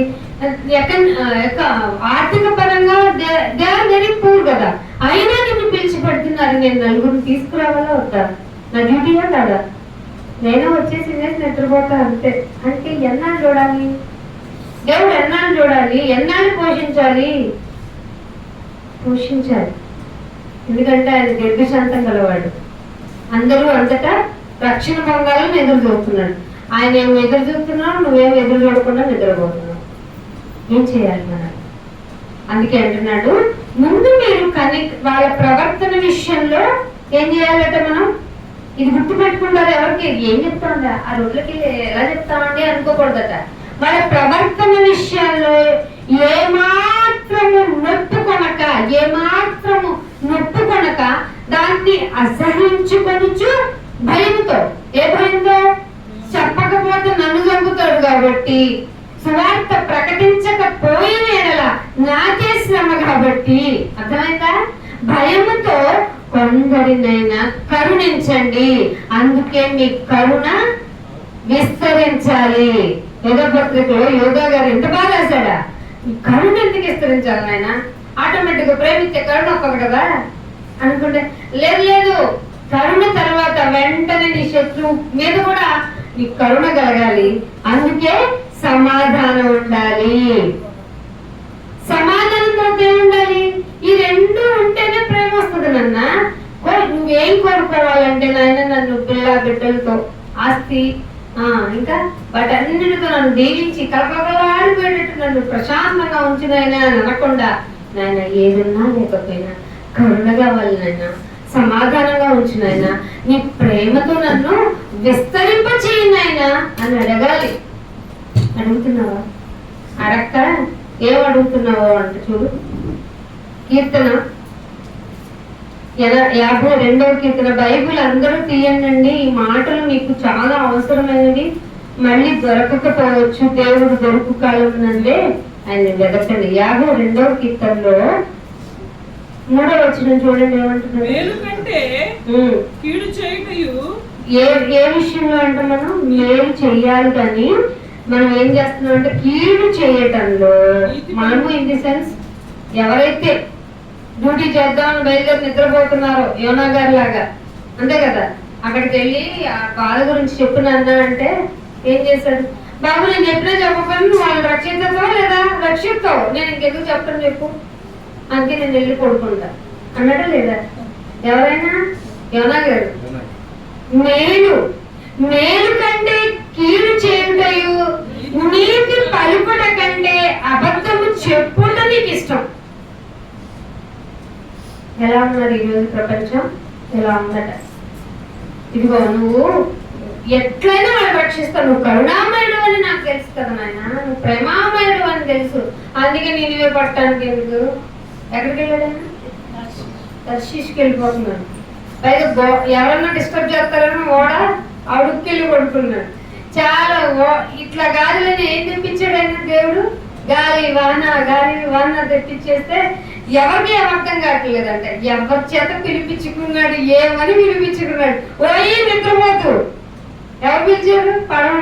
ఓడ నడిపే పర్సన్ వచ్చి, ఒక భక్తుడు కదండి, ఒక ప్రవచకుడు కదా, ఆ టైంలో బోధకుడు అంటే హైప్ ఉంది కదా, ఆయన్ని పిలిపించి తన నిర్లక్ష్య స్వభావం, నువ్వు ఏదైనా చేసుకుంటావు కదా అనే ఆ మైండ్ సెట్ తో కిందలు పడుకుంటే ఏమని పిలిపించుకోవాల్సి వచ్చింది? సిగ్గుపడ్డా? అవునైనా మీకు కష్టం వచ్చిందంతా నా వల్లే అన్ని పడేసారా అయినా ఆగట్లేదు, ముందు నన్ను పడేయండి అంటే తనంతట తానే తనకి తీర్పు తెచ్చుకున్నాడు. అట్లాంటి డేంజర్ జోన్లోకి వెళ్ళిపోతాం మనం. అదే ఇక్కడ చెప్తున్నాడు, మేలు కంటే కీడు చేయుటకి నీతి చెప్పమంటే వెళ్ళి అబద్ధం చెప్పేసి వెళ్ళి పడుకున్న యోనా లాంటి ప్రజలారా, మీకేంటో తెలుసా? నీ నాలుక ఎలాంటిదంటే కపటమైన నాలుక. ఏంటంటే కపటం అంటే వద్దంటే అబద్ధం వచ్చేస్తుంది, అవసరానికో అబద్ధం. ఎంత బాగుంది కదో, ఎందుకంటే మనం తప్పించుకోవచ్చు కదా. నీతిగా నిజాయితీగా చెప్పిన అక్కడ మనల్ని ఎవరు ఏం పడవరు తనరు, అవునా అంటారు, వెళ్ళిపోతారు అంతే. అవునా అంటారు ఇంకొంచెం ఆశ్చర్యంగా, అంతే. కానీ ఏంటి ఇలా చేసావు అంటారు, అంతకుమించి ఏమంటారు? నువ్వు ఇలా చేస్తావు అనుకోలేదు అంటారు, ఈవెందో అంతే కదా. కానీ మనం ఏం చెప్తాం? కపటమైన నాలుక గలవాడా, కపటమైన నాలుక గలవాడా, అధిక నాశనకరములైన మాటలే నీకు ఇష్టం. ఎందుకండి సత్యం చెప్తే చాలా మంది రారంటే వాళ్ళకి నాశనం అయిపోయే మాటలు కదా, అధిక నాశనం అయిపోయే మాటలే వాళ్ళకి ఇష్టం. అమ్మా నీ గుడారానికి ఏ తెగులు రాదంటే కొద్దు, ఆ గుడారానికి తెగులు రాదంటే ఒక మాట రకం. అమ్మా మీకు తెగులు వచ్చినా రాకపోయినా ఏం జరిగినా జరగకపోయినా దేవుడు నీకు తోడుగా ఉంటాడమ్మా, వచ్చేట్టు అంటే ఈ ఎక్కువసేపు వాకింగ్ చెప్తారండి బాబు. కొంచెం భజన చేయరు, కత్తెట్లు కొట్టించారు, ఎక్సర్సైజ్లు చేయించారు. అంటే ఇన్ని వెళ్ళిపోమంటారు, ఇన్ని వెళ్ళిపోయిందని ఆచరించమంటారు ఏంటండి? అది ఎట్లా కుదురుతుందండి? అసలు అవ్వదు కదండి. అనుసరించు వారలారా అన్నాడా లేదా? నా మాటలు నా కట్టడలను అనుసరించాలి. ఇది చెప్పరు. అధిక నాశనం అయిపోయే మాటలు మీకు ఇష్టం పైగా. కావున దేవుడు సైలెంట్ గా ఉన్నాడు అనుకోకు. 5వ వచనంలో సదాకాలం ఇది ఎప్పటికి లేవు, కొడితే లేవు, అది నేను కొడితే ఇది లేవు అంటాడు చూసారా ఒక విలన్ని. హీరో రియల్ హీరో ఏం చెప్తున్నాడో చూడండి. సదాకాలం నిన్ను అనగగొట్టును, నిన్ను పట్టుకుంటాడైనా ఆయన నీ గుడారంలో నుంచి నిన్ను లాక్కొచ్చేస్తాడు. ఏ గుడారం ఇది? శిథిలమైపోయే గుడారం ఏంటిది? శరీరంలో నుంచి నిన్ను లాక్కొచ్చేసి నిన్ను పట్టుకొని సజీవుల దేశములో నుండి అంటే పరలోకం నుండి ఎప్పటికీ కనిపించకుండా నిన్ను స్మాష్ చేసేస్తాడు. ఎంత ద్రోహంగా బ్రతుకుతావా నువ్వు అని లాక్కొచ్చేస్తాడు. అదే మరణం. దేని నుంచి? నీ గుడారంలో నుంచి ఆయన నిన్ను పెళ్ళగించును. పెళ్ళగించును అంటే మరణం మామూలుగా ఉండదని అర్థం. పెళ్ళగించిన తర్వాత ఏమైనా విశ్రాంతి ఉంటుందా? లేదు, అసలు ఉండదు. ఏమవుద్దట? నిన్ను సజీవుల దేశం నుండి నిర్మూలన చేసేస్తాను. ఎవరని చెప్తారా? మీకు చెప్పలేదా? ఇలాంటి మాటలు నిజాలు చెప్పబడతాయని తీసుకురండి. చాలా కాస్టింగ్ తో కూడిన మాటలు ఇవి. అందుకే కుటుంబం ఎంచుకునింది అనే మాటలు నోవాహు దినాల్లో ఎలా ఉన్నాయో మనిషి కుమారుడు దినాల్లో అలాగే ఉంటాయి. మనుషులు తినటానికి ఎలా తిందాం, ఎప్పుడు తిందాం, ఎప్పుడు తింటే ఏ ఫుడ్ ఎలా తింటే టేస్టీగా ఉంటుంది, ఎలా చేసుకుంటే బాగుంటుంది, ఏ హీట్ లో పెట్టి తింటే బాగుంటుంది, ఏ ఫుడ్ కాంబినేషన్ తో పెట్టుకుని తింటే తింటే తింటే పొద్దున్న తింటే, రాత్రి తింటే, మధ్యాహ్నం తింటే, అన్ఎక్స్పెక్టెడ్ గా తింటే, తెల్లవారుజామున తింటే ఈ ఫుడ్ తినాలనుకుని, కాదు కూరలు తినాలి, కాదు కాదు కాయలు తినాలి, కాదు కాదు డ్రై ఫ్రూట్స్ తినాలి అంటూనే వీడియోలు పెట్టిన వాళ్ళు పోయారు. అవునా కదా? కాదు కాదు నుంచొని తాగాలి, కూర్చొని తాగాలి, పడుకొని తాగాలి, ఇప్పుడు తాగాలి, ఇన్ని లీటర్లు తాగాలి అనుకున్న వాళ్ళు ఏమన్నా ఉన్నారా? లేదే. ఇలాంటివి కాదు కావాల్సింది. మనిషి చనిపోయిన సజీవుల దేశంలో హ్యాపీగా ఉండాలంటే ఆయన మాటలు జాగ్రత్తగా వినాలి. వినేది కూడా నువ్వేం వింటున్నావో జాగ్రత్తగా చూసుకోవాలి. ఇక్కడికి వచ్చి చెప్తారు ఇంకేస్తా అనకూడదు. నేను చెప్తుంది కరెక్ట్ కాదా అవునా అని బెరయ సంఘస్థులు అంటే వెరీ అలర్ట్ గా ఉన్నారట. ఇందాకసారి నేను వస్తూ మాట్లాడుకున్నాను. పవన్ గారు చెప్తుంటేనే వాళ్ళు ఏంటంటే అంత షార్ప్గా ఉన్నారు, ఇప్పుడు ఏంటండి ఎవరు షార్ప్గా లేరు, అందరు నిద్రవుతున్నారు అంటే అంతేకాలం కదా అని అంటారు. వాక్యపు విలువ తెలుసుకున్న వాళ్ళు ఎక్కడ ఎవరికి ఎలా చెప్తాం అని హృదయంలో మండుతుంది. కానీ చాలా మంది మంచం కింద కొంచెం కింద పెట్టేసుకుని థ్యాంక్ యూ గాడ్ అని నిద్రపోతున్నారు. ఆ రోజు నుంచి ఈ రోజు నుంచి కాపాడావు నాయన, ఏ తెగులు నా గొడవలు రాకుండా కాపాడావు, ఇన్ని కాపాడిన ఆయనకి ఏం చేయాలని అనిపించలేదా? జస్ట్ థ్యాంక్ యూ గాడ్ అండి. Thank you God, thank you God అని ఎవరు చెప్పమన్నారు? ఆయన పని చెప్తాను అది ఎవరు చెప్పలేదా? మాకు తెలియదండి, తెలియదు నాకు. ఎందుకు తెలుసుకోలేదు? ఇక్కడే ఎన్ని క్వశ్చన్స్ వస్తుంటే ఆ పరమాత్ముడి దగ్గరికి వెళ్తే మీ వెంట వచ్చే క్రియలు ఎవరికి స్క్రీన్ వేస్తున్నాడంట ఆయన. ప్రకటన గ్రంథంలో ఉండింది కదా, స్క్రీన్ లో నువ్వు ఇక్కడ వాక్యం చెప్తుంటే నిద్రపోతుంది వేసాడు అనుకోండి ఫర్ ఎగ్జాంపుల్, అప్పుడు ఏమనుకుంటుంది ఆయన అర్జెంట్ గా నరకానికి పంపించి అంత సేఫ్ జోన్ లో నుంచి నాకు వాక్యం వినిపిస్తుంటే నేను వినలేదా నాయన? కరెక్టే, నేను నరకానికి పాత్రుడే అని ఆయన చెప్పకుండానే నువ్వు పోతావు. ఫర్ ఎగ్జాంపుల్ చెప్తున్నా, ఆయన ఏదైతే నేర్చుకుని దాని ప్రకారం నడుచుకోమన్నాడు దాన్ని అంతా తీసుకెళ్లి దొంగలో తొక్కేసినట్టు బైబిల్ని ఒక అల్మరాలో పెట్టేసి నీకు ఇష్టమైనది నీ భక్తిని చూపించేసి అప్పుడప్పుడు ప్రత్యక్షం అయిపోయి దేవుడు గారు నువ్వే ప్రత్యక్షం అవుతావు దేవుడి సన్నిధికి కదా. ఎట్లా అంటే బలి బిజీ, నేను బిజీ, ఎంత బిజీ చూడండి అని చెప్పేస్తున్నానండి. చంద్రుడిని వర్షాన్ని అలాంటివి ఏం కాదండి, నేను బిజీ అంతే. ఎంత బిజీ? Phone తీరేదంత busy. సెలవులు వస్తే ఎక్కడికన్నా ఫ్రెండ్ ఇంటికి వెళ్ళిపోయి బిజీ. ఎంతసేపు నా వాళ్ళు నా ఫ్రెండ్స్ నా బంధువులు అనుకునేంత బిజీ. ఆఫీస్ విషయాలకు సంబంధించిన బిజీ. వాడు ఏం అడగకపోయినా నువ్వే అన్నట్టే చెప్తావు. మరి దేవుడు పని ఏం చేద్దాం? పడేయాలా లేదా? నేను ఇలా తోచుంటేనండి వాక్యం మనల్ని కూడా ఖండించేస్తా ఉంటది. అందుకే వాక్యం రెండు నుంచిలా భక్తుని ఇద్దరిని తలెత్తేస్తారు. అయ్యో భక్తుని కదా అని పక్షపాతం చూపించదంట. పక్షపాతం లేకుండా క్రియలను బట్టి అని విన్నారా ఎప్పుడన్నా? అదే బాబు నేను గుడికొచ్చానుగా, గుడికొస్తే నువ్వు నియమాన్ని కదా, నేను పక్షపాతం చూద్దాం. నీ క్రియ గుడికొస్తే ఇంకా అలర్ట్ గా ఎంత ప్రాంప్ట్ గా నీ జీవితం ఉండాలి కదా. మరి ఏది నా కోసం నువ్వు సాధించిన ఆత్మీయని నీ క్రియలు ఎక్కడ? నువ్వు భక్తి సాధన ఎలా చేసావు? నా కోసం వీధుల్లో ఏమైనా వాదించావా? ఒకరినైనా ఒప్పించావా? లేకపోతే నొప్పించావా? ఒప్పించక నా తానొప్పక తప్పించుకు తిరుగుతున్నావా? ధన్యుడు శుభదేవుని లోకం. కానీ దేవుడు అన్నాడు ఒప్పించాలి, నొప్పించాలి. నువ్వు దేవుని దృష్టిలో ధన్యుడు అవ్వాలి. కానీ తప్పించుకు తిరగ మాకు. ఎన్నాళ్ళు తిరుగుతావు అట్లా? పైకి వెళ్ళి ఉంటావా? ఎక్కడ ఉంటావా? ఆకాశ మండలంలో ఉన్నానన్నా అనుకున్నా అక్కడ ఆయన ఉన్నాడంట. భక్తులు ముందే చెప్పాడు. నేను సముద్రం అడుగుతూ వెళ్ళిపోతా, అక్కడికి వెళ్ళినా ఉన్నాను, నేను అక్కడే ఉన్నాను. ఎటు చూసినా ఉన్నా. ఆయన తప్పించుకోవడం ఎలా? అవ్వదు నాయన. రెండే మార్గాలు, జీవ మార్గము మరణ మార్గం. మీరుటే పెట్టారు, నేనేం ప్రజలు చేయను. ఎందుకంటే నీకు అన్నీ తెలుసు. చేదుగా ఉన్నది తినకూడదు, తీయగా ఉన్నది బాగా తిని షుగర్ తెచ్చుకోవాలని తెలిసింది నీకు. చేదు ఔషధం అని దాన్ని కంపల్సరిగా తినాలని నేను పెట్టానే ప్రకృతిలో. దాన్ని పొందుకోకుండా దాని సైడ్ ఎఫెక్ట్స్ తినకుండా ఉండటం వల్ల సైడ్ ఎఫెక్ట్స్ వస్తున్నాయి. దాని ఫలితం అనుభవించాలి కదా. లోక పరంగానే ఫుడ్ విషయంలోనే నేను తీసుకునే ఫుడ్ వల్ల నీకు రోగం వస్తుంటే ఆత్మీయ రోగం ఉందంట. దేనికి? హృదయంకి. అందుకే భక్తులు అడిగేశాడు, నా హృదయాన్ని దాని ఆలోచనని పరీక్షించు. ఆయాసకరం ఏమైనా ఉందా? నేను మీకు ఆయాసకరమైనది ఏమన్నా ఉందా? చాలా ఆయాసకరంగా ఉన్నాను నాయన. ఇంట్లోనూ నేను ఆయాసకరంగా. ఎందుకున్నాడు ఈయన బయటికి వెళ్తే బాగుండు అనుకుంటారు కుటుంబ సభ్యులు. చాలా ప్రతి దానికి వాదన, ప్రతి దానికి చిరాకు, ప్రతి దానికి కోపం.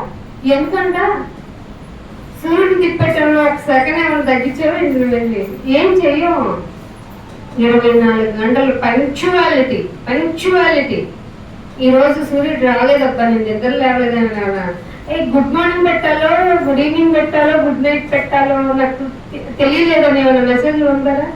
Everyday wake up good morning. ఎవరు అబ్బస్తున్నా గుడ్ మార్నింగ్? తండ్రి ఎంతగా తిప్పుతున్నాడు. ఎంతకండి? ఎంత స్పీడ్ అండి? గంటకి 1,11,600 కిలోమీటర్లు. జెట్ స్పీడ్ కూడా సూపర్ జెట్లు అబ్బే రీచ్ అవ్వలేదు. అయినా నువ్వు పెట్టున్నావు, నువ్వు మీద కలగకుండా నువ్వే కాలుకుంటూ ట్రైన్ రుక్కుంటూ రంగు రాట్లలో తిరుగుతా, ఈ రాట్లలో తిరుగుతా, అలా ట్రైన్లో వెళ్ళి వస్తా, స్పీడ్ గా ట్రావెలింగ్ చేసి వస్తా, బండి మీద వెళ్తా. ఇంకా సూపర్ స్పీడ్ లో వెళ్ళే ఎలక్ట్రికల్ కార్లు కొనుక్కుంటా అంటే నువ్వు స్పీడ్ పెంచుకొని తప్పమని దేనికోదాన్ని గుర్తేసుకుని ఆయన దగ్గరికి వెళ్తే ఎలా నాన్న ఏం చేయమన్నాను, ఏం చేసి వచ్చావు అంటే తప్పైపోయింది డాడీ వెళ్ళిపోతాను అంటావు నువ్వే. ఆయన ఏమన్నాడు, నీ క్రియల వల్లే వెళ్ళిపోతాను నరకండి. అక్కడికి వెళ్తే ఎవరైతే కూర్చొని వాటర్ తాగుతారా, చల్లగా కూడా వేడి నీళ్ళు వెంట చొక్క దొరకట్లేదురా బాబు, నువ్వేంట్రా నువ్వు మా బోటి వాడి వచ్చి నీకు టైం ఉంది కదరా అని అడుగుతారు. అడగరు, తొడగడుస్తారు మాటలతో. కొరుకు పుండు లాంటి మాటల ఎక్స్పీరియన్స్ అక్కడ ఇంకా డబుల్ అవుతుంది, ట్రిపుల్ అవుతుంది, మల్టిపుల్ అవుతుంది. ఒక రోజా 2 రోజుల యుగము యుగము యుగ యుగాలు. ఇది చెప్పాలి కదా, కనికరం కావాలి నైనా, నాకు సమాధానాన్ని ఇవ్వండి నైనా. నాకు ఏముంది నేను ఈ లోకంలో గురించి అక్కడికి వెళ్తే ప్రతి దానిలో నువ్వు తప్పెదికేవాడు, కానీ నీ కృప చేత నన్ను ఆణిముత్యం చేశావే, పరిశుద్ధుల లిస్టులోకి చేర్చేశావే. ఈ కృపను ఇచ్చిన నిన్ను, ఆ కృపను గురించి నేను చెప్పాలి నాయనా, ఎంత బాగా కాపాడగలవు అని. నేనేంటినైనా నా బిడ్డలు డిస్టెన్స్ లో పాస్ అవ్వలేదు, ర్యాంక్ కొట్టలేదు, నీటిలో మొన్న నీటిలో ఒక 1000 బిలోను 1000 లోపో ఎబోనో వచ్చిన ర్యాంక్ కోసం సూసైడ్ లెటర్ రాశాడు. నేను డాక్టర్ అవ్వాలని లేదు, నేను చచ్చిపోతాను. ఏం సాధిస్తారు? చదువు కాదండి, చదువుకు మించిన ఆత్మ జ్ఞానం ఉంటే మార్నింగ్ చెప్పాను, ఆయన వాక్యపు వెలుగులోనికి రాగానే తిక్కలమైన మనం, తింగరాళమైన మనం, అంతే కదండి. మనము తెలియగలం అయిపోతాం. మనం ప్రపంచం మనల్ని ఎందుకు మాట వింటది? మన గురించి ఎందుకు వింటది? మన మాట చెప్తే వింటదా? అసలు పిల్లలు ఎందుకు పోతున్నారో ఆలోచించట్లేదు, ఎందుకు చచ్చిపోతున్నారో ఆలోచించలేదు. తప్పని వెళ్తున్నాడు, ఆ ప్రజలు తట్టుకోలేక వాడు దూరం చచ్చిపోతుంటే దానికి కారణం నువ్వే, పేరెంట్ గా నువ్వే. అమ్మ నేను చదవను, నేనంటే ఏం చదువుతాను ఆయన, నన్ను నువ్వు చదవాల్సిందే. నేను నలుగురులో ఎవరా నలుగురు? తెలియదు చెప్పండి. ఆ నలుగురు నా బంధువులే కదా. అయితే ఏంటంటారు, కాకపోతే కాలేదంటారు. నీ బిడ్డలు ముఖ్యం కదా. నేను అదే అంటాను, ఈ చదువుల గురించి వాటి గురించి క్యాంపస్ లో వెళ్ళి చెప్పించండి. ఎవరైతే పిల్లల్ని హాస్టల్లో వేసేసి ఇంటికి వెళ్తారో వాళ్ళ తల్లిదండ్రులు ఇంటికి ముందు పెట్టించండి మీటింగ్. మీ బిడ్డలు ఎంత వాల్యుబుల్లో, మీ బిడ్డల భవిష్యత్తు దేవుడు మీ చేతిలోకి ఎలా ఇచ్చాడో, మీరేం చేస్తున్నారు, మీరు ఎంత తప్పులోకి ఉన్నారు, నిత్య తీర్పులోనికి వెళ్తున్నారు అని చెప్దాం. ఎవ్వరు వినటల్లా. లోకపరమైన చదువు మీద మేము చేసి వచ్చాం, మాస్టర్ ఆఫ్ డిగ్రీలు చేసాం. ఏం ఉపయోగం? ఒక ఉపయోగం జరిగింది, దేవుని గురించి మహాలోతులకి అదే అప్పుడప్పుడు అనుకుంటాం చదివించటం ఆడపిల్లలకి ఎందుకు అనే క్వశ్చన్ మార్క్ ఉన్న పరిస్థితుల్లో ధీటుగా చదివించాడు. ఎవరు చదివించాడు? మా డాడీ గారు. డాడీకి ప్రేరణ ఇచ్చాడు. ఎవరు? నా పరమ తండ్రి. అవునా కదా? ఎందుకంటే మన తరం వస్తుంది నాన్న, నీ చిన్న కొని చేసుకుని నువ్వు అరవాల్సింది, పిచ్చికిలాగా నువ్వు అరవాల్సిందే. అందుకు నీకు జ్ఞానం ఇస్తాను, ఇవన్నీ నువ్వు చూసుకోవాల్సిందే. అందాక నీకు జ్ఞానం ఎంత అవసరమో నేను ఇప్పిస్తాను. అందాక నువ్వేం చేస్తావంటే పెరిగి ఎథిస్ట్ గా తయారైపో. తెలియాలి కదా నా వాల్యూ నీకు. దేవుడు లేడు, ఎట్లా పాసిబుల్ అవుతుంది? భూమి అసలు వచ్చేస్తున్నాడు, చంద్రుడు వచ్చేస్తున్నాడు, దేవుడితో మనకేంటి పని అనుకుని ఎదుగుతావు. ఫైన్ డే ఒక వర్సెస్ నేను పడతాను. నేను దేవుడు ఉత్తముడని నుంచి చూసి తెలుసుకోవడం, కానీ ఒరిజినల్ గా ఇలా మాట్లాడుతున్నాడని హృదయము తట్టది. ఒక వాక్యం చెప్పిస్తూనే ఉండాలండి. వినకపోయినను అనే మాట ఒకటి ఉంది తెలుసా? ఏదో ఒక ఆత్మ అలా స్పార్క్లింగ్ చేయించుకుంటది, ఇలా నిలబడుతుంది, ఆయన కొరకు మేము ఉన్నామని చెప్తుంది. అందుకే ప్రకటించండి, ప్రచురించండి. ఇదిగో టేబుల్ తీసుకున్న మీకు మరింతగా డ్యూటీ ఉంది. తీసేసుకొని శుభ్రంగా టేబుల్ ఉందా లేదని అడిగేసి అమ్మ టేబుల్ తీసుకోవాలని భయంగా వస్తుంది. ఎంత భయంగా వస్తున్నారు, ఏం చేస్తారు వీళ్ళు? ఇక్కడ వాకింగ్ ఇస్తే ప్రచురించాలని ఉంది. ఇదిగో మీలో చాలా మంది నిద్రపోతున్నారు అంటే తినేసాం అయ్యారు. ఇవాళ రొట్టెలో కొంచెం ఉప్పు ఎక్కువ, ద్రాక్ష రసం కొంచెం మరీ పచ్చగా ఉంది, ఇవ్వరా? అసలు వాటి గురించి అంటే ఆలోచించాలి.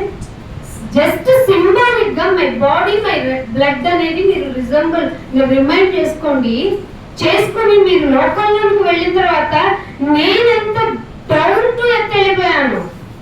ఎంత డౌన్ వెళ్ళానండి. ఆయన భోజనం చేయించేటప్పుడు శిష్యుల పాదాలందరివి కడిగారా లేదా? మనం అడుగుతామండి. కాళ్ళు కడుక్కుంటారా? మీ మీ మీ ఇంటికి చుట్టాలు వచ్చారు, ఉండమ్మా నేను కడిగి పెడతానంటావా? చెంబు అక్కడ ఉంది, వాటర్ అక్కడ ఉంది, కడుక్కుంది. ఎక్కడండి ఒక దీనత్వం కనిగరం? ఇక్కడి నుంచే ఇవి మనకి అలవాటు అయిపోయినాయి. ఒక నిమిషం ఉండండి, ప్రేమ చూపించడం. నేనే కడుగుతా. నా ఇంటికి రావడం ఎంత తెలుసా? సత్యవాక్యములతో నిండిన నా ఇంటిలోనికి నువ్వు రావటం నాకే ధన్యత. నీ ప్రవర్తన విషయంలో నేనేమన్నా ప్రాబ్లమాటిక్ కానీ నువ్వు దేవుని బిడ్డవి. యాజ్ ఎ ఫిజికల్ గా, యాజ్ ఎ స్పిరిచువల్ గా నువ్వు బిడ్డవి. సో నేను సత్కరిస్తాను. ఇంత డౌన్ టు ఎర్త్ ఉంటుంది ఏంటండి. ఒకవేళ అలా చేసినా మనల్ని ఏమంటారు, నేను తీసుకెళ్ళి పిచ్చేస్తాను. ఏది నిజమైందో దాన్ని చేస్తే ప్రపంచం పిచ్చోళ్ళు అంటది. అందా లేదా? యేసుప్రభు గారిని స్వయంగా కనుమతి లేదండి. నేను రాజకుమారుని, నేను రాజమాతని అనుకుంటే వాక్యం విన్నోళ్ళు, వాక్య ప్రకారం నడిచిన వాళ్ళే నా తల్లి, నా బిడ్డ, నా తల్లి, నా బ్రదర్స్ అంటాడు ఏంటండి? మతిపోయిందా లేదా? ఎంత నిందపడ్డానండి. అసలే ఆ బోధకుడు చెప్పాడమ్మా, నువ్వు ఈ బిడ్డను వేసుకొని వచ్చావా, నీ గర్భంలోకి కత్తి దూసుకుపోతానండి. ఎంత కత్తి లాంటి మాటలు పడుతున్నానండి నేను. సోల్జర్తో పడుకున్నాను అన్నారండి నన్ను. అయినా వీడి కోసం భరించాను. వీడి ఇక్కడికి వచ్చి ఇంట్లో ఫుడ్డే ఉంది అదేం చూడకుండా, ఒక పెద్దవాడిగా, ఒక జ్యేష్ఠుడిగా తన బాధ్యతను చూడకుండా నన్ను కూడా ఏడిపిస్తున్నాడు. వీడి కోసమే కదా నేను నిందలు పడ్డాను. వీడికి మతి లేదండి. రాజు అండి, రాజు అవ్వాల్సిన మంచి భవిష్యత్తుని నాశనం చేసుకున్నాడండి. అందా లేదా? మరి పచ్చి మౌన్కి అలా అంటే అసలు ఎండిపోయిన మౌన్లు మనం మాను కాదు, కర్రకొలలో మనల్ని ఎలా రిసీవ్ చేసుకుంటాం? ఏంటి చెప్పేది? ఏంటి వీళ్ళకి అవసరం అంటదా ఉందా? అయినా కానీ నీ వాయిస్ వినపడాలి. వినినను వినకపోయినాను. అందుకనే ఒక మాట చూపిస్తాను. ప్రకటన గ్రంథము 3వ అధ్యాయము, ప్రకటన గ్రంథము 3వ అధ్యాయము 8వ వచనం. అది ఎవరికి తెలుసు అంటే మన క్రియలన్నీ. నేను మంచివాడినండి అంటే వాడి వైపు జాలిగా చూడండి. నేను చెడ్డోడిని అన్నా కూడా వాడి వైపు జాలిగా చూడండి. నీ క్రియలు నా క్రియలు చూసేదెవరు? ఆ దేవుడు. నీ క్రియలు నేను ఎరుగుదును, నీకున్న శక్తి కొంచెమైనా. నేను చిన్నోడిని, నేను చిన్నదాన్ని, మా సార్ లాగా నేను అసలు హైట్ ఉండను. అంతే కదా? అంతే కదా? ఎవరు ఇప్పుడు దావీదు గారిని అభిషేకం చేద్దామని వెళ్ళారు. వెళ్తే ఎవరెవరిని పంపించాడు వాళ్ళ ఫాదరు? ఈయన జ్యేష్ఠుడు అంటే ఈయన గారు, ఇంకొక కుమారుడు కాదు నాన్న, ఇంకెవరు ఉన్నారా? ఉన్నాడు, నేను ఇంతే ఉంటాడు. ఎప్పుడో గొర్రెలు కాసుకుంటూ అక్కడ ఉంటాడు, పొలం మీద పాటలు రాసుకుంటాడు. కానీ ఆయన కెపాసిటీ ఏంటి? గొర్రెలను కాపాడుకోవడానికి సింహం వచ్చినా, ఎలుకబంటి వచ్చినా జస్ట్ స్మాష్ చేసేంత కెపాసిటీ కలిగినాడు కదా. దేవుడు ఏం చేస్తాడు? గొర్రెలను ఎంత బాగా చూస్తున్నాడంటే, నాకు గొర్రెలను అయితే ఇంకా బాగా చూస్తాడు, ప్రాణం ఇచ్చేస్తాడు. అందుకే కీర్తనలు చదువుతుంటేనండి నేను కొత్త నిబంధన చదువుతున్నానా, పాత నిబంధన చదువుతున్నానా అని కన్ఫ్యూజన్ మైండ్ వస్తుంది. ప్రచురించండి, నీ మాటలు ఎలుగెత్తి చెప్పేస్తా, నీ సత్యం గురించి స్తంభంగా నిలబడతా. ఇలాంటి మాటలు ఉన్నాయి. కొత్త నిబంధనలు చదువుతాం అనిపిస్తుంది, మళ్ళీ వెతుక్కొని కీర్తనే కదా అనిపిస్తుంది.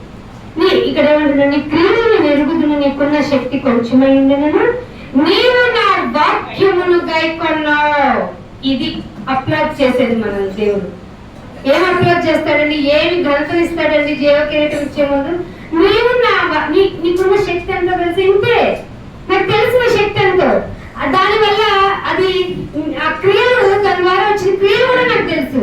నీ క్రియలు నేను ఎరుగుదును, నీ శక్తి కొంచెమే ఉండినను, నీవు నా వాక్యమును గైకొని నా నామము తెలియదు, నేను ఎరగను అని అనలేదు పేదలాగా. ఇదిగో తలుపు నీ ఎదుటే తీసేస్తాను. ఇది మనకు వచ్చే అప్పుడు దీనికోసం వెయిట్ చేయాలంతే. నేను తలుపుని ఎదుట తీసేసి ఉన్నాను, దానిని ఎవరు మూయరంటే. క్రియలు తెలుసండి ఆయనకి. నువ్వు ఏ క్రియ చేస్తున్నావు? కనికరము కలిగిన క్రియ చేస్తున్నావా? సమాధానం పడిపోతాం. ఏదైతే మనకెందుకు, నా క్రియ ఏంటో తప్పు నాది కాకపోయినా నేనే ముందు సమాధానం పడతాను. నాది కాదని తెలుసు, అసలు నేను కరెక్ట్ గా ఉన్నానో లేదో, అందుకే ఆ సిచ్యువేషన్ అలా వచ్చింది. అయితే ఏంటి, నేనే సమాధానం పడిపోతాను అని ఏమన్నా ఆలోచించావా? ఈ రెండు జరగాలంటే ప్రేమ ఉండాలి ముందు వ్యక్తి మీద, క్రియ మీద కాదు. వాడి క్రియ చెడ్డదైనా క్రియను ఆశ్రయించుకో. ఏదో 23వ వచనంలో అగ్నిలో నుండి లాగాలని కొందరినైనా రక్షించాలనుకున్న నీవు ఆ మనుషుల యొక్క క్రియల మీద కాన్సన్ట్రేట్ చేయకు. ఆ క్రియను ఆశ్రయించుకో, మనిషిని మాత్రం రక్షించు అనేటువంటి ప్రేమ. ఆ తద్వారా వచ్చిన క్రియలు నాకు తెలుసు.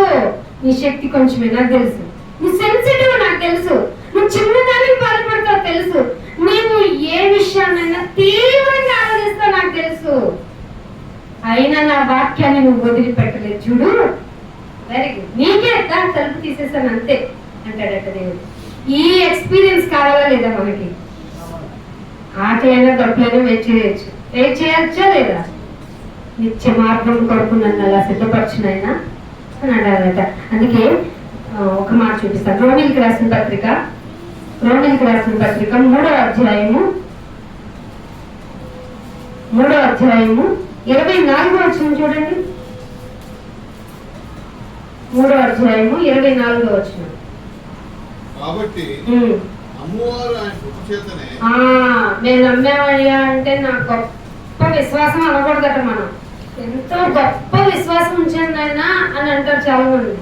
ఈ విశ్వాసం ఆఫ్టర్ ఒక చిన్న రోగం వస్తే, లేదంటే చిన్న పొడుపు వచ్చి అది బయాప్సీకి పంపిస్తే క్యాన్సర్ అని తెలిస్తే తప్పుని పడుతుంది. కాబట్టి దేవుడు ఏమంటుందంటే నమ్మువారు అది ఏంటంట, కృపచేత క్రీస్తు యేసునందలి విమోచన ఎలా వచ్చింది? బై కాస్ట్ కాదు, వెరీ ఫ్రీ ఆఫ్ కాస్ట్. అమూల్యమైనదే కానీ మీకు ఫ్రీగా ఇచ్చారు. కరోనా వచ్చిందండి, వ్యాక్సిన్ వేసుకోవాలంటే ఏమన్నారు? ఇంత కాస్ట్ కట్టండి అన్నారా లేదా ఫస్ట్ లో?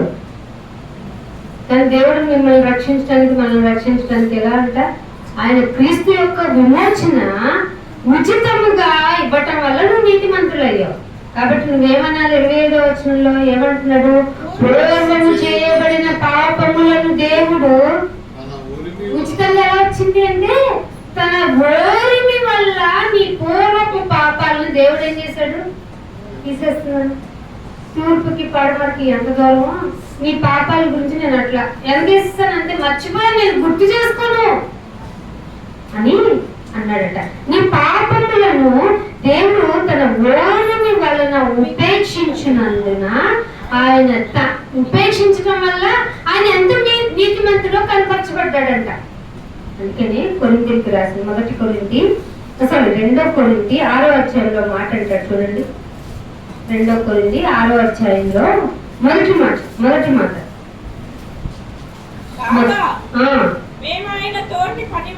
కొరింథీయులకు రాస్తూ 2వ పత్రిక రాస్తూ అంటున్నాడు, మేము తోటి పనివారమై మీరు పొందిన దేవుని కృపను. ఏం పొందాం మనం? విమోచనం ఎలా పొందాం? క్రీస్తు యొక్క ఉచితమైన ద్వారానే కదా. ఆ పొందిన ఆ కృపను మీరు వ్యర్థము చేసుకొనవద్దు. కృపాకాలంలో ఉన్నావా లేదా? కృపాకాలంలోనే కదా ఉన్నాం. ఈ కృపని వ్యర్థం చేసుకోవద్దు. ఇది దేవుడు మనకి ఇస్తున్న మంచి ఆప్షన్. అంత్యకాలంలో దేవుడు మనకేం చెప్తున్నాడు? కృపని వ్యర్థము చేసుకొనవద్దు. దాన్ని ఫీల్ అవ్వండి, ఆ కృపని ఫీల్ అవ్వండి. ఇందాక అంకుల్ ప్రేయర్ చేస్తున్నారు, వాట్ ఏ వండర్ఫుల్ ప్రేయర్ అండి. మమ్మల్ని ఇంతగా కాపాడుకోవడానికి అసలు ఆ మాటల వర్ణన నాకు రావట్లా. కృపని వ్యర్థం చేసుకోకూడదు. మనం దేవుడు మిమ్మల్ని ప్రేమించాడు, అందుకే ఇలాంటి అమూల్యమైన మాటలు మీకు అవసరం. వాక్యంతో పోషించుకోవడం మనల్ని ఇక్కడ చెప్తున్నానని నేనేదో గొప్పదని కాదు. దేవుడు మన యందు మనల్ని పోషించుకుంటున్నాడు వాక్యం ద్వారా. అందుకే కృపను వ్యర్థం వేసుకోకండి అంటున్నాడు. అసలు యాక్చువల్ గా అండి ఆజ్ఞలు 10 అంటారు కదా. టోటల్ గా పాత నిబంధనలో ఆజ్ఞలు అంట ఎన్ని 613 ఎన్నో ఉన్నాయంట. కొత్త నిబంధనకు వచ్చేటప్పటికి 1000కు పైనే ఉన్నాయంట. ఎలా పెరిగినాయి అని అనుకుంటాం కానీ ఫస్ట్ మనం వ్యభిచారం చేయొద్దు అనేది ఒక మాట పాత నిబంధన. అదే కొత్త నిబంధనకు వచ్చేటప్పటికి వ్యభిచారం చేయొద్దు, అసలు చూసావా డబుల్ అయిందా లేదా ఆజ్ఞ? అయిందా? నరహత్య చేయొద్దు పాత నిబంధనలో ఒకటే.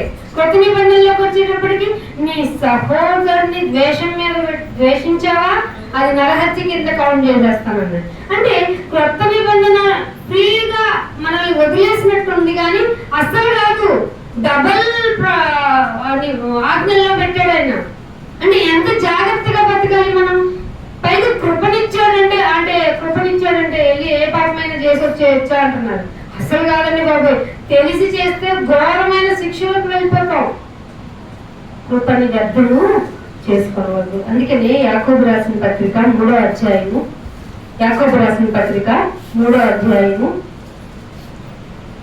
17వ వచనం చూడండి. 3వ అధ్యాయంలో 17వ వచనంలో అయితే పైనుండి వచ్చి జ్ఞానము మొట్టమొదట పవిత్రమైనది. అది నీ జ్ఞానం ఎక్కడి నుంచి రావాలి? ద బెస్ట్ యూనివర్సిటీ ఆఫ్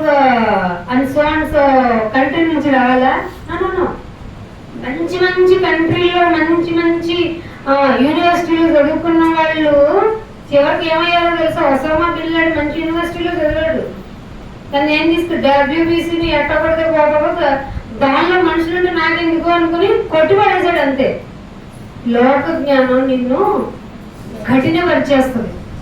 అందుకే చాలా మంది ఇప్పుడు నేరాలు గౌరవాలు చెప్తున్న వాళ్ళంతా ఫుల్ ఎడ్యుకేటెడ్. సివిల్ ఇంజనీర్ అంట మా సార్ చెప్తున్నాడు. మంచి ఇంజనీర్ కొట్టి పడేశాడంటే. అక్కడి నుంచి తప్పించుకొని వచ్చిన ఒక ఆఫీసర్ మాకు ఒక బాస్ అయ్యారు.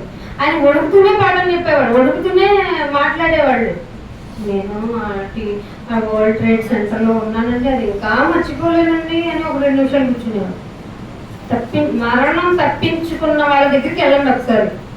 చావు ఏదో అంటారు కదండి, చావు తప్పి తను లొట్టపోయిన వాళ్ళ దగ్గరికి వెళ్ళండి, మీకు బాగా పాఠం చెప్తారు. అని అంతా ఎందుకు వెళ్ళి ఒకసారి గవర్నమెంట్ హాస్పిటల్కి వెళ్ళండి, సైలెంట్గా వచ్చి ప్రార్థన కాపాడమైనా అని చాలా బాగా ఏడుస్తావు. ఇంకా ఎంత కృపనైనా నీది నాకు, ఎంత ఆరోగ్యం అయినా, తినటానికి ఆహారం, తిన్నది అరగటానికి జీర్ణశక్తి, మంచిగా పడుకోవడానికి నిద్ర, మరి తిరిగి లేవగానే హాయిగా నిన్ను స్మరించుకునే ఆ భాగ్యము నాకు ఇవ్వటం, ఇది కదా లైఫ్ అంటే అనిపిస్తుంది.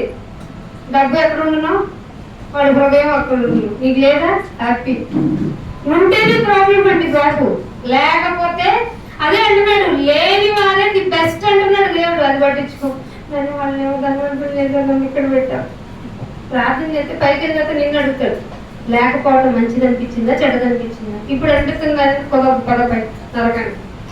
ఇలాంటివి ఎన్ని విషయాలు దొరుకుతామో మనం. పగలు రాత్రి కష్టపడుతుంది. దేనికి? ధనార్జన, ధనాపేక్ష. మరి ధనాపేక్ష సమస్తమైన కీడులకు మూలం కదా. కీడెందుకు తెచ్చుకుంటున్నావు ఇంట్లోకి? కీడెందుకమ్మా? పగలు రాత్రి కష్టపడి కదా తెచ్చుకుంటావు. అసలు తప్పు కదా, దేవుడు ఎందుకు ఇస్తానన్నాడు? చాలా ఇస్తానంటారు. అదే మనం మీకు వినటం, ఏమి వినటం ఇష్టం? నాశనం, పరమనాశనం అయిపోయే మాటలే నీకు ఇష్టం. నాకు చెప్పించాను. అందుకే దేవుడు అదే అలాంటి వాళ్ళకి ఇవ్వాల్సిన కౌంటర్ ఇదే. నువ్వేనో నాకు తెలుసు, నీ నాలిక, నీ చెవులు ఎలాంటివంటే బాగా నాశనమైన మాటలే నీకు ఇష్టంగా ఉంటాయి. అమ్మా అది లేకపోయినా దేవుడు నేను నీ పోషకుడుని డిక్లరేషన్ ఇచ్చాడో లేదా దేవుడు? దేని గురించి ఆలోచించమాకండి. పిచ్చుకలనే పెంచుతున్నాను నేను, సింహ పిల్లలైనా లేకుంటాయేమో, I will care for you అన్నాడా లేదా? చింతిస్తే బారెడు నూనె ఏమైనా చేసుకుంటావా? చింత యావత్తు నా మీదే అన్నాడా? ఊరుకో ప్రభు, ఇవన్నీ వెళ్ళటానికి బాగున్నాయి కానీ కష్టపడిపోతారు కదా. ఎల్లు రోగం వస్తుంది. నిజమే, ఇది నిజం. దశమ భాగం ఇవ్వకపోతే కదా రోగం. ఆయన మాట ప్రకారం నడుచుకోకుండా నువ్వు వెళ్ళి లోక పనుల విషయంలో నిన్ను నువ్వు ఎక్కువ బిజీ చేసుకుంటేనే వచ్చేది. ఆయన వాక్యము నీ కీళ్ళను కూడా బాగు చేసేస్తుందా లేదా? ఆయన వాక్యం ఇబ్రీ పత్రికలో ఉంది కదా, 4వ అధ్యాయం, 2 అంచుల ఖడ్గమై వాడి అయి 2 అంచుల ఖడ్గము కంటే వాడి అయినదై నీ ఆలోచన, నీ కీళ్ళని మూలుగుని హృదయపు ఆలోచనలు కూడా కట్టుకుని పోయే వాక్యానికి ప్రయాతి ఇవ్వట్లేదంటే నువ్వు నిన్ను తల నరుకుద్దా లేదా? వాక్యం గట్టిగా నీకు జీవం ఉండదు. పర్మనెంట్ నిర్మూలన. నీతి మార్గాల్లో పర్మనెంట్ నిర్మూలన చేస్తాడు ఆయన నిన్ను. అందుకే అంటున్నాడు, ఎక్కడ ఉన్నాం మనం? యాకోబు పత్రికలో 16వ వచనంలో ఏమంటున్నాడు? ఇది పైనుండి వచ్చు జ్ఞానం మొట్టమొదట పవిత్రమైనది. పవిత్రంగా ఉంటేనే పరిశుద్ధుణ్ణి చూడగలం. ఆ జ్ఞానం ఉందా లేదా నీకు? పవిత్రమైన తర్వాత మళ్ళీ అంటే నీవు దేవుని జ్ఞానంతో ఉంటే ఎక్కడైనా నేను నా మ్యాటర్ సెటిల్ చేసుకున్నాను, నేను సమాధాన పడిపోతున్నాను అంటది. సమాధానకరమైనది, తర్వాత మృదువైనది. పలకరిస్తే చాలా సాఫ్ట్నెస్ కనపడుతుంది. కానీ నాడు క్రైస్తవులు ఎవరిని పలకరించిన గట్టిగా పలుకుతారు. కొంచెం మెల్లగా అన్ని తీసేశారు. నేను క్రైస్తవు రాను. సో అందుకే నా మాట కంచు.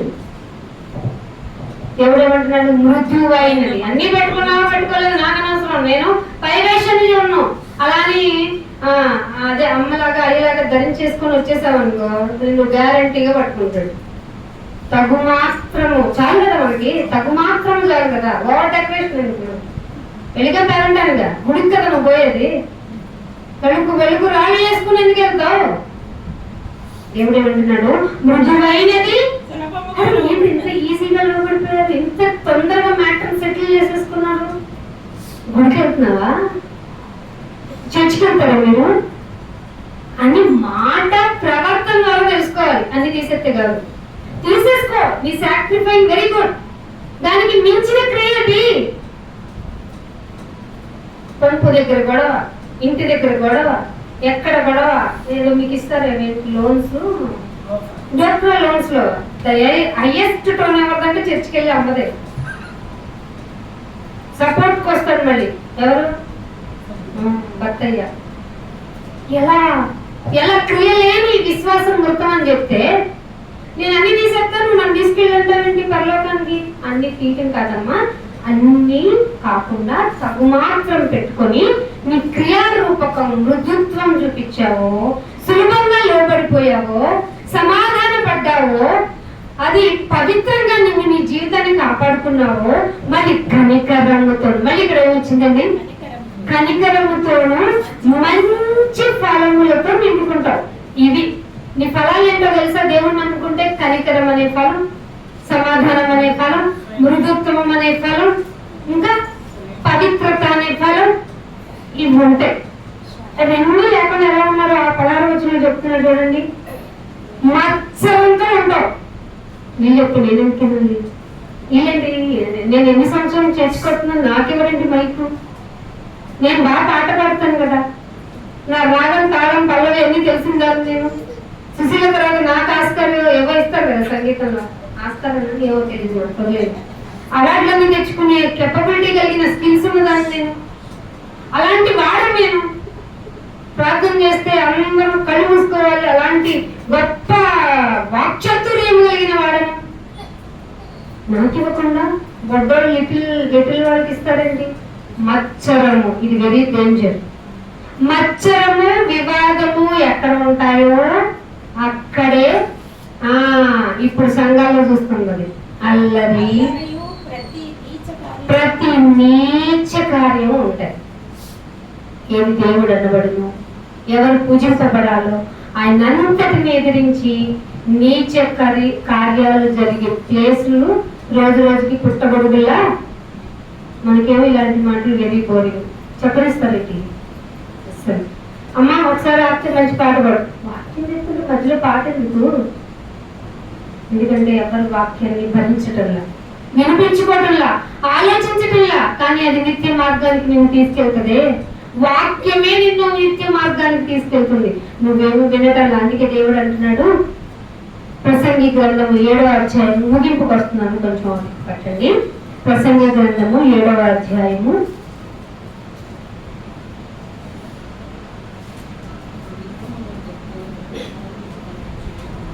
7వ వచనం చూడండి.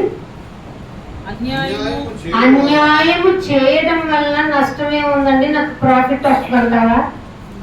కాదట.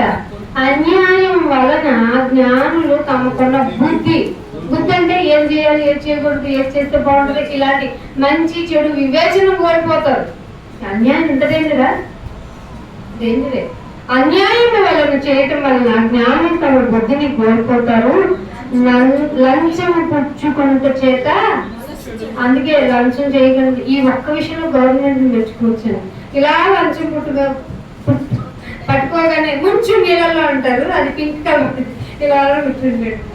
లంచం పుచ్చుకోకూడదు అనుకున్నాను, కానీ పుచ్చేసుకున్నాను. అయినా నా చేతిలో ఏముందంట? నీ చేతిలో ఏం లేదు, ఆ వాటర్లోనే ఉంది. ముందు ఆ కరెన్సీకి దానికి ఒక కెమికల్ అంటిస్తారట. ఇది తీసుకొచ్చి ఇతనికి ఇస్తాడంట. ఆ డబ్బు ఉన్న కెమికల్ ఉన్న వాటర్ లోకి ఇది చెయ్యాలి, కానీ పింక్ కలర్ లోకి వెళ్ళిపోద్దంట. ఎందుకు ఎప్పుడు పింక్ కలర్ పెడతారు? ఇతను లంచంలో దొరికారు ఇతను. ఎందుకు అంటే తెలిసిన విషయం ఇది.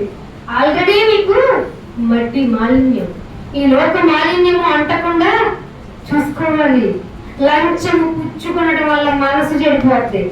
అసలే దీనికి భయంకరమైన రోగం ఉంది, హృదయము ఘోరమైన.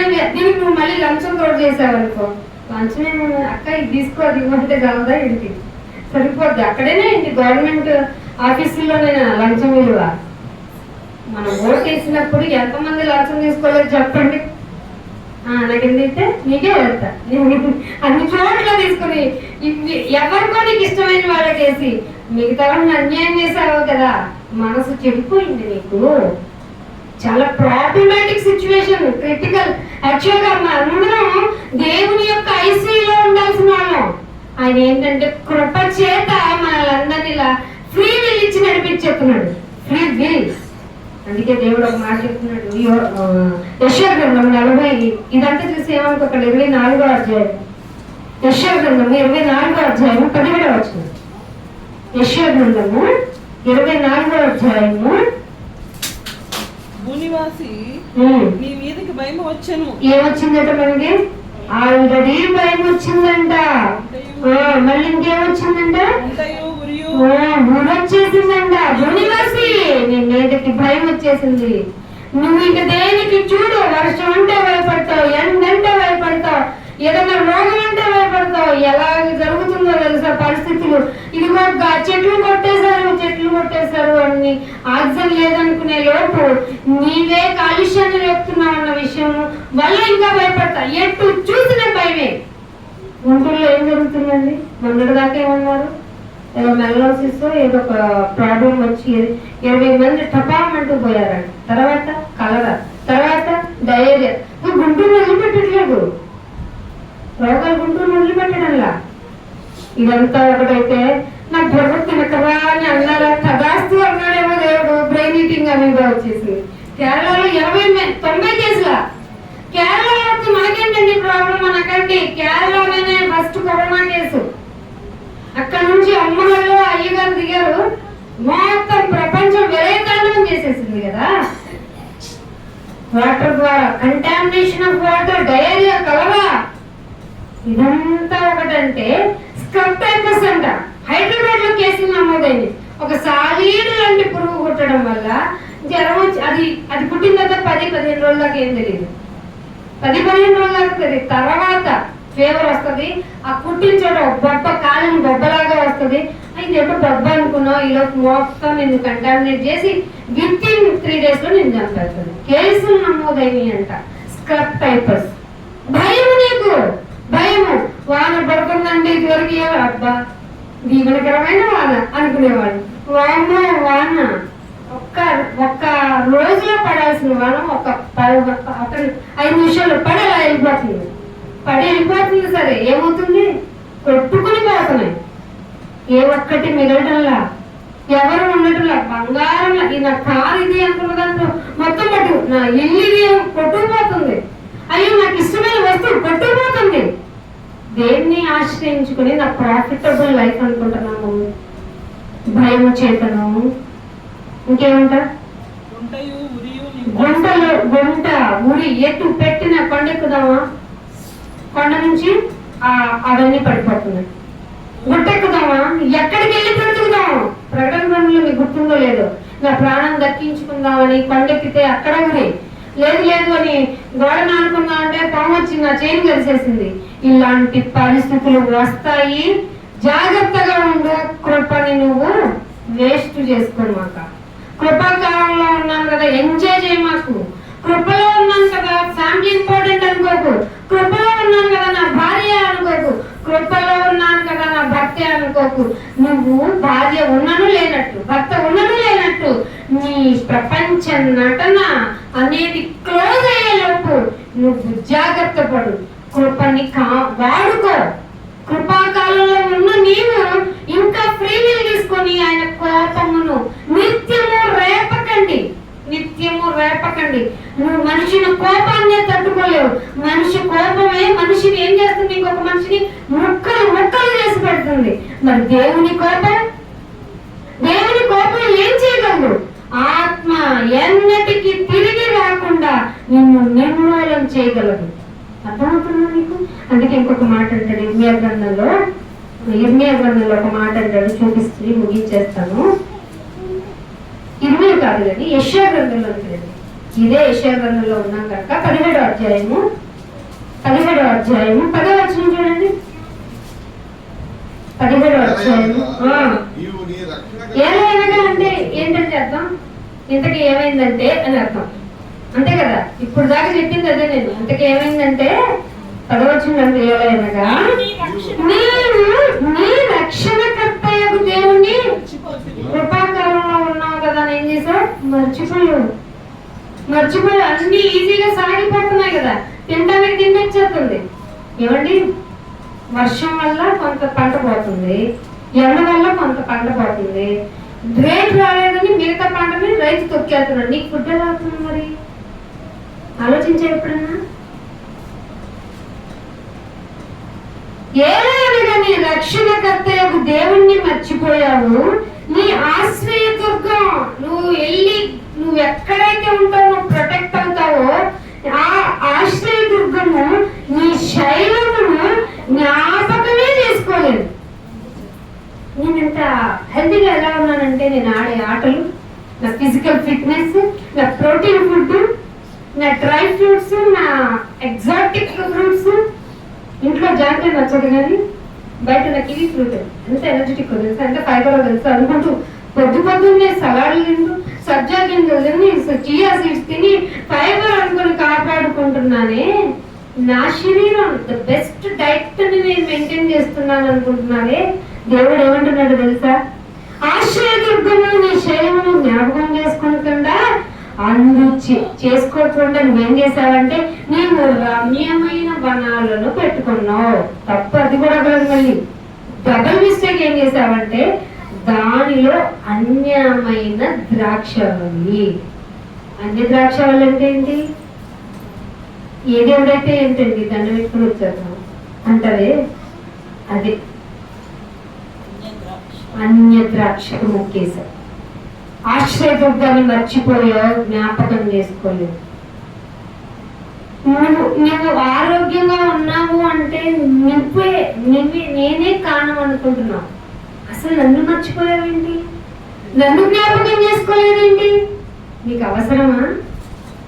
ఇంకొక లైఫ్ సైకిల్ నీకు అవసరమా? గొడ్డలి వేరు చివరన ఉంచండి. ఇప్పుడు చెప్పు, మర్చిపోయావా? ఖచ్చితంగా మర్చిపోయాను నాయనా అని నీకు అనిపిస్తే, జ్ఞాపకం చేసుకోలేకపోయిన నా లైఫ్ ఇలా చేసేసుకున్నాను అయితే క్షమించు, నీ కృపని నేను వేస్ట్ చేసుకున్నాను అని అనిపిస్తే కంపల్సరిగా రిలీజ్ అవ్వాలి. అందుకే లాస్ట్ ఒక మాట చూపించి ముగించేస్తాను. ఇర్మియా గ్రంథము 21వ అధ్యాయము, ఇర్మియా గ్రంథము 21వ అధ్యాయం గ్రంథం 8వ వచనం. మీకు అందరికీ తెలిసి మాట అని చూసి యెహోవా సెలవిచ్చినది ఏమనగా జీవ మార్గమును మరణ మార్గమును ఏమన్నాడట? జీవ మార్గము మరణ మార్గము భూమి మీద ఉన్నప్పుడే నీకు ఇచ్చేసాను. ఏది చూజ్ చేసుకుంటావో యువర్ విష్. నీకు ఫ్రీ విల్ ఉంది కదా, నీకు అన్నీ తెలుసు కదా. మర్చిపోవడం నీకు బాగా వాడుకు కదా. మనిషి అంటేనంట మర్చిపోయేవాడు. ఎట్ట పెట్టుకున్నావు ఇప్పుడు మనిషి అని పేరు? చిచి మనిషి అంటే మరిచిపోనివాడని కదా పెట్టుకోవాలి మనం. జీవ మార్గం మరణ మార్గం నీ ఎదుటే ఉంది. డబ్బు కోసం పరిగెడతావా, నిన్ను తీసుకెళ్ళి శోధనలోను ఊరిలోనూ పెట్టేస్తాను. లేదు వాక్యంతో నన్ను నేను కాపాడుకుంటూ నిత్య మార్గము చూపించే ఆ మార్గంలోనికి నేను వెళ్ళే విధంగా ఈ వాక్యంతో నన్ను నేను పోషించుకుంటానా? దేవుడికి ఎక్కువ టైం ఇవ్వాలి. దేవుడు మిమ్మల్ని కాపాడుతాడు. ఇది ధన్యత మీకు అందరికీ దేవుడు దయచేయాలని కోరుకుంటూ ఇంత నా మాటలు ముగిస్తున్నాను. చిన్న ప్రార్థన. రియలైజ్ అవ్వండి, దేవుడు ఎంతగా మిమ్మల్ని కృప చూపిస్తున్నాడో, మీరేమి వేస్ట్ టైం చేశారో అయినా క్షమిస్తూ ఉన్న ఆయన కనికరాన్ని ఒక్కసారి గుర్తు చేసుకోండి. ఆయన కొరకు పనిచేయండి. Age is not limit, age is not consider చేయకండి. Not considering. ఆయన పట్టించుకోడు. ఆయనే అన్నాడు, ముసలితనంలో అజూరపు చెట్టు వల్ల మొగ్గేస్తా ఉన్నాడు. అందుకే వాళ్ళు పోషిస్తున్నారు. నీకు అలాంటి కృప కావాలంటే బీ విత్ గాడ్. ప్రార్థన. తండ్రి, మీకు ఎంత ఉందనైనా ఏమాత్రం అర్హతలేని మాకు ధన్యతలు ఇచ్చారు. ఎన్నోసార్లు మా జీవితంలో నీకు ఆయాసకరమైన జీవితం కనిపించారు, కానీ సరి చేసుకోవటానికి నేను మాకు టైం ఇచ్చావు. అదే కృపాకాలం అన్నా జీవ మార్గం మరణ మార్గంలో మా ఎదుట ఉంచితే విచక్షణ జ్ఞానం ఇచ్చావు ప్రభా. జీవ మార్గంలో వెతుక్కోవటానికి ఇది అందరికీ తెలియచేయాలి అంటే మాలో కనికరము, సమాధానము, ప్రేమ విస్తరించాలి అని చెప్పారు. ఆయన మేము విస్తరించుకునేలాగా మమ్మల్ని స్థిరపరిచింది, ఆశీర్వదించండి. ఇటువంటి కఠినమైన పరిస్థితులు ఎదురైనా నీ వాక్యమును చేత పట్టుకునే వారిగా ఉంచండి. చెప్తాను నాయన, నీ శక్తి కొంచెమే ఉన్నా వాక్యానికి ప్రయారిటీ ఇచ్చావు. నీ క్రియలు నాకు తెలుసు అన్నావు. థ్యాంక్ యూ సో మచ్ నాయన. మమ్మల్ని ఇలా మోటివేట్ చేస్తున్నారు, మమ్మల్ని కాపాడుతున్నారు. ఇంకా మరిన్ని కార్యక్రమాలు నీ పేరు చెప్పుకొని నన్ను నీకు మంచి వారిని అనిపించుకోవడానికి మాకు నన్ను సమయంలో పరిస్థితులు అన్నీ అనుకూలపరచమని, నీ చిత్తమైతే మా ఆయుష్ను కూడా పొడిగించమని యేసుక్రీస్తు వారి అతి పరిశుద్ధమైన నామమున ఈ ప్రార్థన అడిగి వేడుకుంటున్నాం మా పరమ తండ్రి. Thank you all of you. God bless you to all.